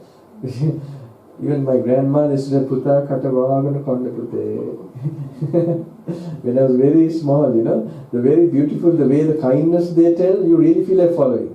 But my mother, she's so excited to do this thing, she would hit us or, what is this? Why is it like that? Or something like that. And you don't want to follow that. But grandparents are so experienced and, I never forget, she said, katavagana konda pute. When I was very 3-4 like this. So, when you open the mouth, you will see it is plainly. When you are experiencing that feeling, you don't see the muck that you are munching. Now, one day I was walking through a restaurant or passing a restaurant in Sri Lanka, near the beach. There are these, there are a lot of bakers with a lot of poisonous fumes. There are no control. So normally I was trying to breathe through my nose so that it gets strained and, otherwise if I open my mouth, I will get all this pollution inside, carbon dioxide. So one day I was walking past the restaurant and suddenly there was this smell of the food coming, okay, the aroma or whatever. It was coming through, so we have a practice normally. I was telling about the sense restraint and all that, because to immediately cut that experience. So normally, it was going so strong, it was going to touch my nose and I was going to get the smell. So I started to breathe through my mouth. And but the problem is, I didn't mind the carbon dioxide because this is better. I save myself from the feeling. But when that aroma went through my mouth, it was started to touch the nose from inside. Then I stopped breathing from my mouth also. So this is a practice we have to do, then, because when you get the smell, the reptilian brain is working. When you get the reptilian brain working, suddenly your thinking part, the analyzing, the discrimination, that won't work properly. So someone might think, Bhante, we just felt it and we reflected our impermanence and all that. So this kind of practice I'm not telling you. There's one practice where you cut this experience completely. You become strict and you are strong. So that is a sila that is perfect. Then you have a more sharper mind and you have a sharper insight. Okay? So this might look, because I have not come to, sort of lullaby you all, I would come either it's a commando journey, either you jump into this. So you really have to cut away. Now when you cut these experiences, what happens? Your other attachments to children, your family, they will also reduce. The worry, the stress. Because now when you know it's a muck, it's only consciousness. You see your children also, it's a piece of flesh. Because just the same body to another friend of the child is my friend, Nimal or someone. For the father is the son. For the cousins is another. So how can it be different to each person, the same body? You can see the illusionary nature of consciousness. Those days, my father, I used to hold my father used to go for, that when we were very small, for shopping, they are like in Anuradhapura, we were there for 2 years, when I was a small baby. Then they used to go for this Sunday, they are outside market. And there, then I was holding my father's trousers, very small. Suddenly I look up to see it was another gentleman. I was crying, I was so frightened, and he came from somewhere. So just imagine, all that time I was thinking I'm holding to my father. So like that, many things we are holding like that, and it's actually not the real thing what it is. Sometimes it has never been there, we have created it all the way. Okay, I've given you some small food for thought. These things, I hope when you're reading the original sutras, they will trigger from the master himself, and you will see this liberating thought or vision. So we do the last 5-10 minutes, last meditation. Okay? For this, I will just, we do it.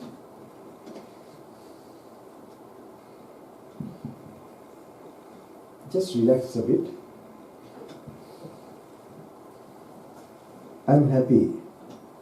Some of you don't move their body too much. That means you're already relaxed. That's good. So I do a normal small vikha. We have no time for a sakman or anything. So we have a crash program. Okay.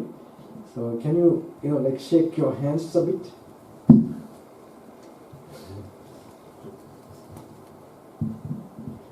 It has to be a little vigorous so that you don't look dignified.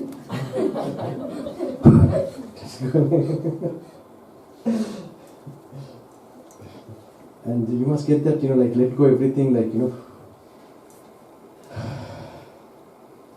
more the vigor, the more the relaxing, like this,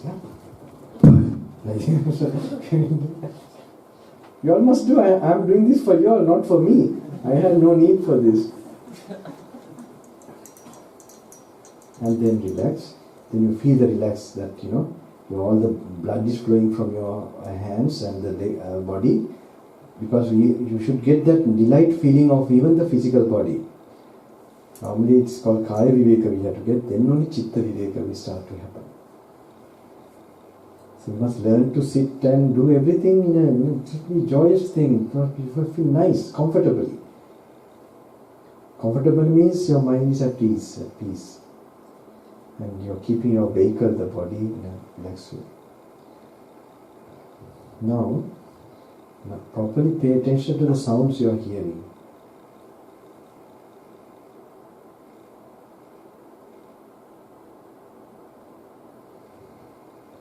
You can hear a sound, something like, I don't know what to call that, a transformer or transmitter or whatever. Pay the attention to the sound immediately you are hearing. Meanwhile, relaxing your mind.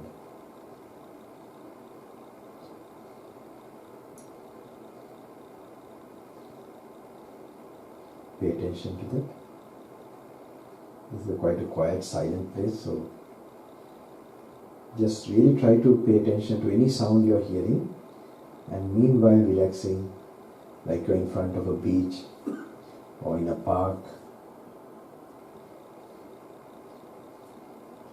When you are doing like that, you will begin to notice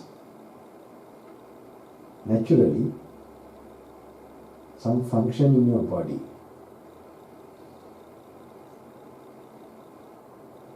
That is inhaling and exhaling.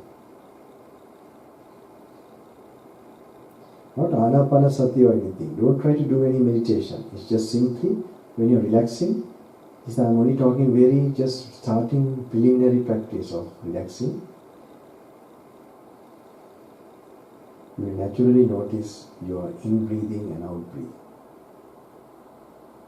How you're drawing in air and you're exhaling out. When you're naturally noticing in a natural way, without paying special attention to notice, you have come to a right standard of present moment. When you're always like that, then only you must go to some kind of contemplation, analyzing like that. So we will do, in case you have a book beside you and you're going to read, I'm going to tell how you're going to apply it. When you're reading the Master's teachings, instructions, so one time Master says, now you must look at your body like from outside, how you're seated, how you're dressed up, in my case robes, in your case maybe robes and some t-shirts, jackets, shirts. How you're dressed, you must picture yourself. While you picture like that, all the time relaxing, without a breath, all the tension, worries going away.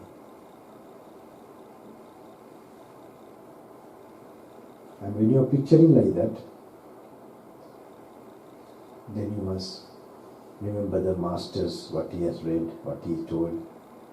He says the body, Rupam Bhikkave Anatta. Body is not belonging to you. Rupam Chitam Bhikkave Atta. Why is it not belonging to you? Abadaya is subjected to affliction. Now when the Master says like that, he's talking about a reality that is happening. Is afflicted by what? You don't want this body to be old. This is conventional truth. But whatever way you understand, you must remember and apply that time. Normally we know more about the conventional way. Therefore, whatever we know that we don't want to get old, but it will happen. And we don't want to die. One day this body, others it is happening, this will happen to us. But you must silently think how it is definitely going to happen to us. Not just something we read from somewhere or we heard in other discourses. We must make it our own observation. For this we need to silence ourselves. So at least today is not something we try.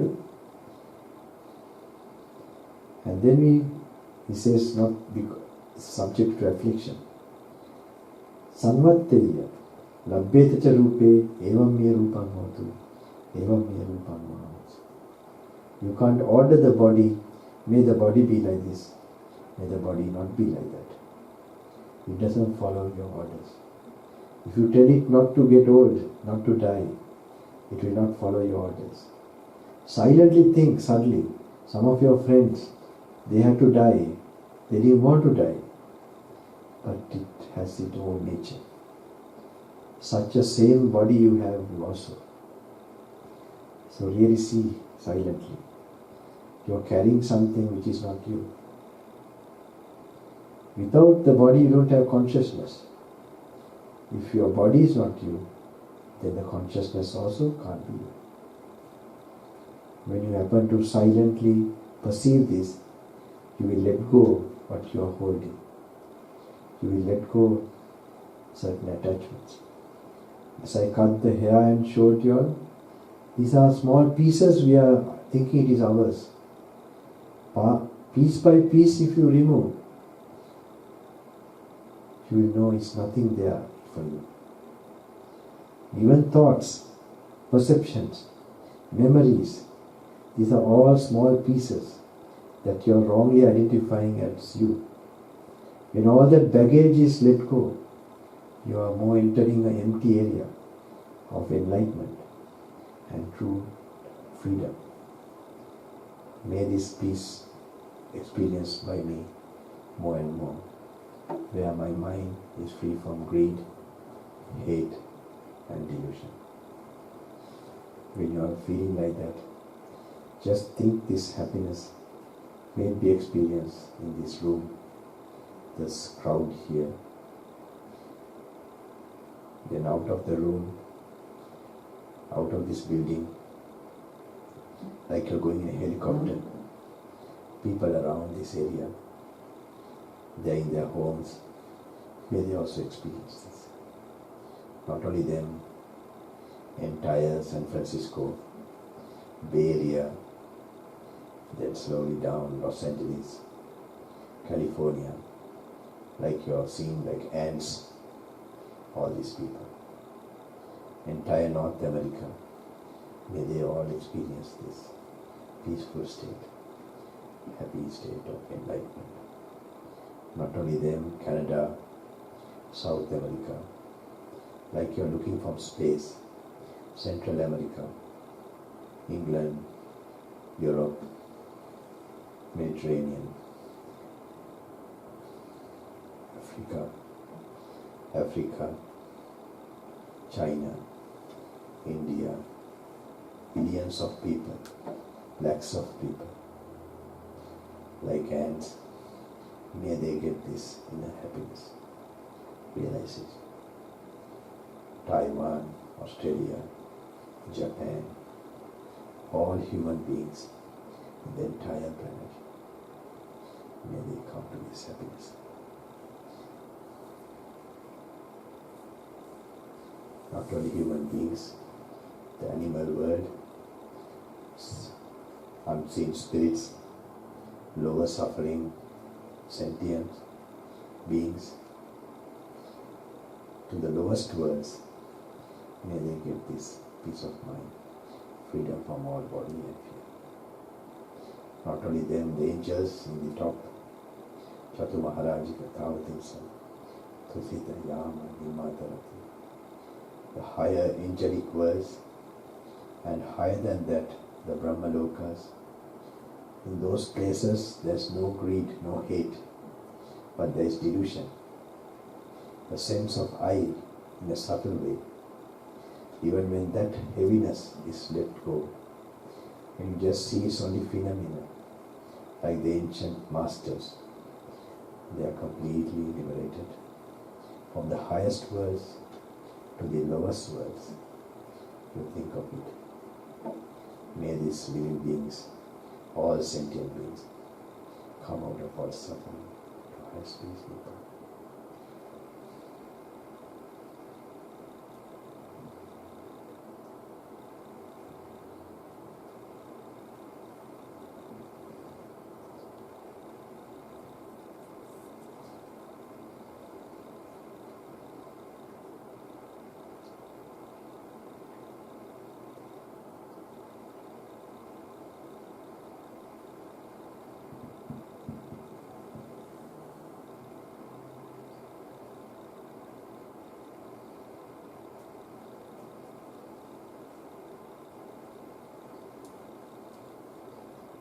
Do this more when you go at home.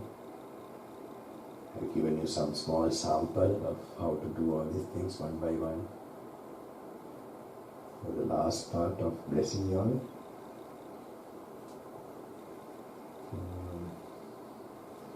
only this you must remember, is something like coming from the Himalayas, these certain saints who have been living without talking and keeping silence. So this energy of samadhi coming from that silence. So today if you can be quiet like night time, without talking very much, doing the basic things, you can take dinner or something. But if you can do a little bit meditation and remain a little silent, there will be more blessings coming to you all in the night time also. So this is some, in the morning you can talk, you can do, and just allow it to be in your brain for some time. So as if you're active and all that, it will come back to where it came from.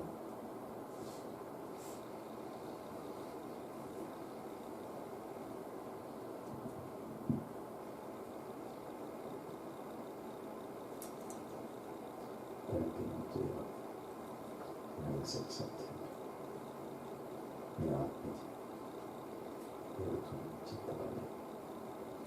Sinhala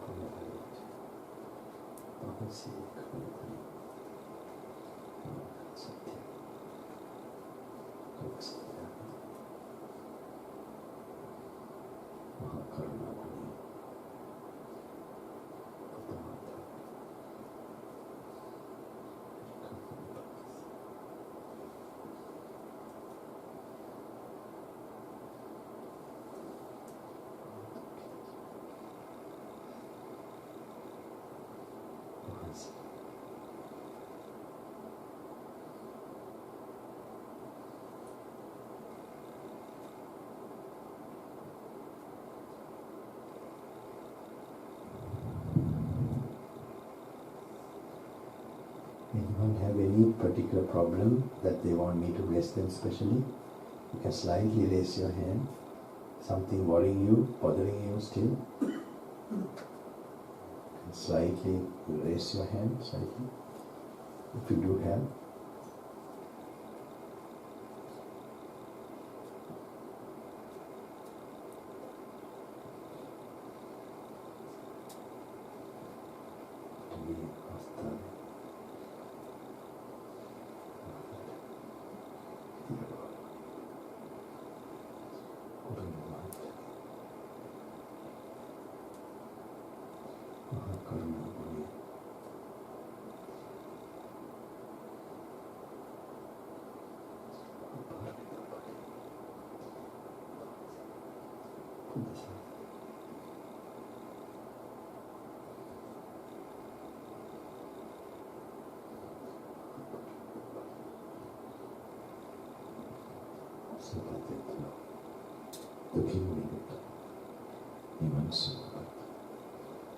Can you close your eyes for 5 minutes?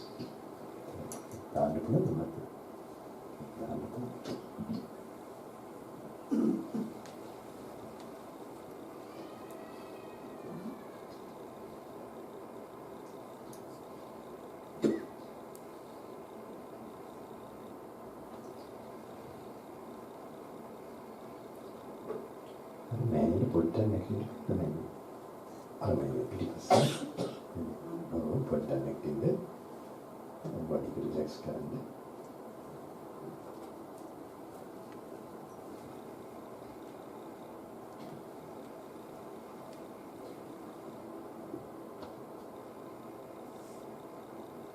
අර ලීකේ කියනනේ කන්නඩි ටිකක් දාලා ඈත අන්තිමට වෙන්නේ blue jacket එකත් එක්ක අර පොඩ්ඩක් නැගිටින්න කියන can you please get up a little bit? You can relax the body. Just stand up, please. Yeah. Just relax the body. Just stand and wait for.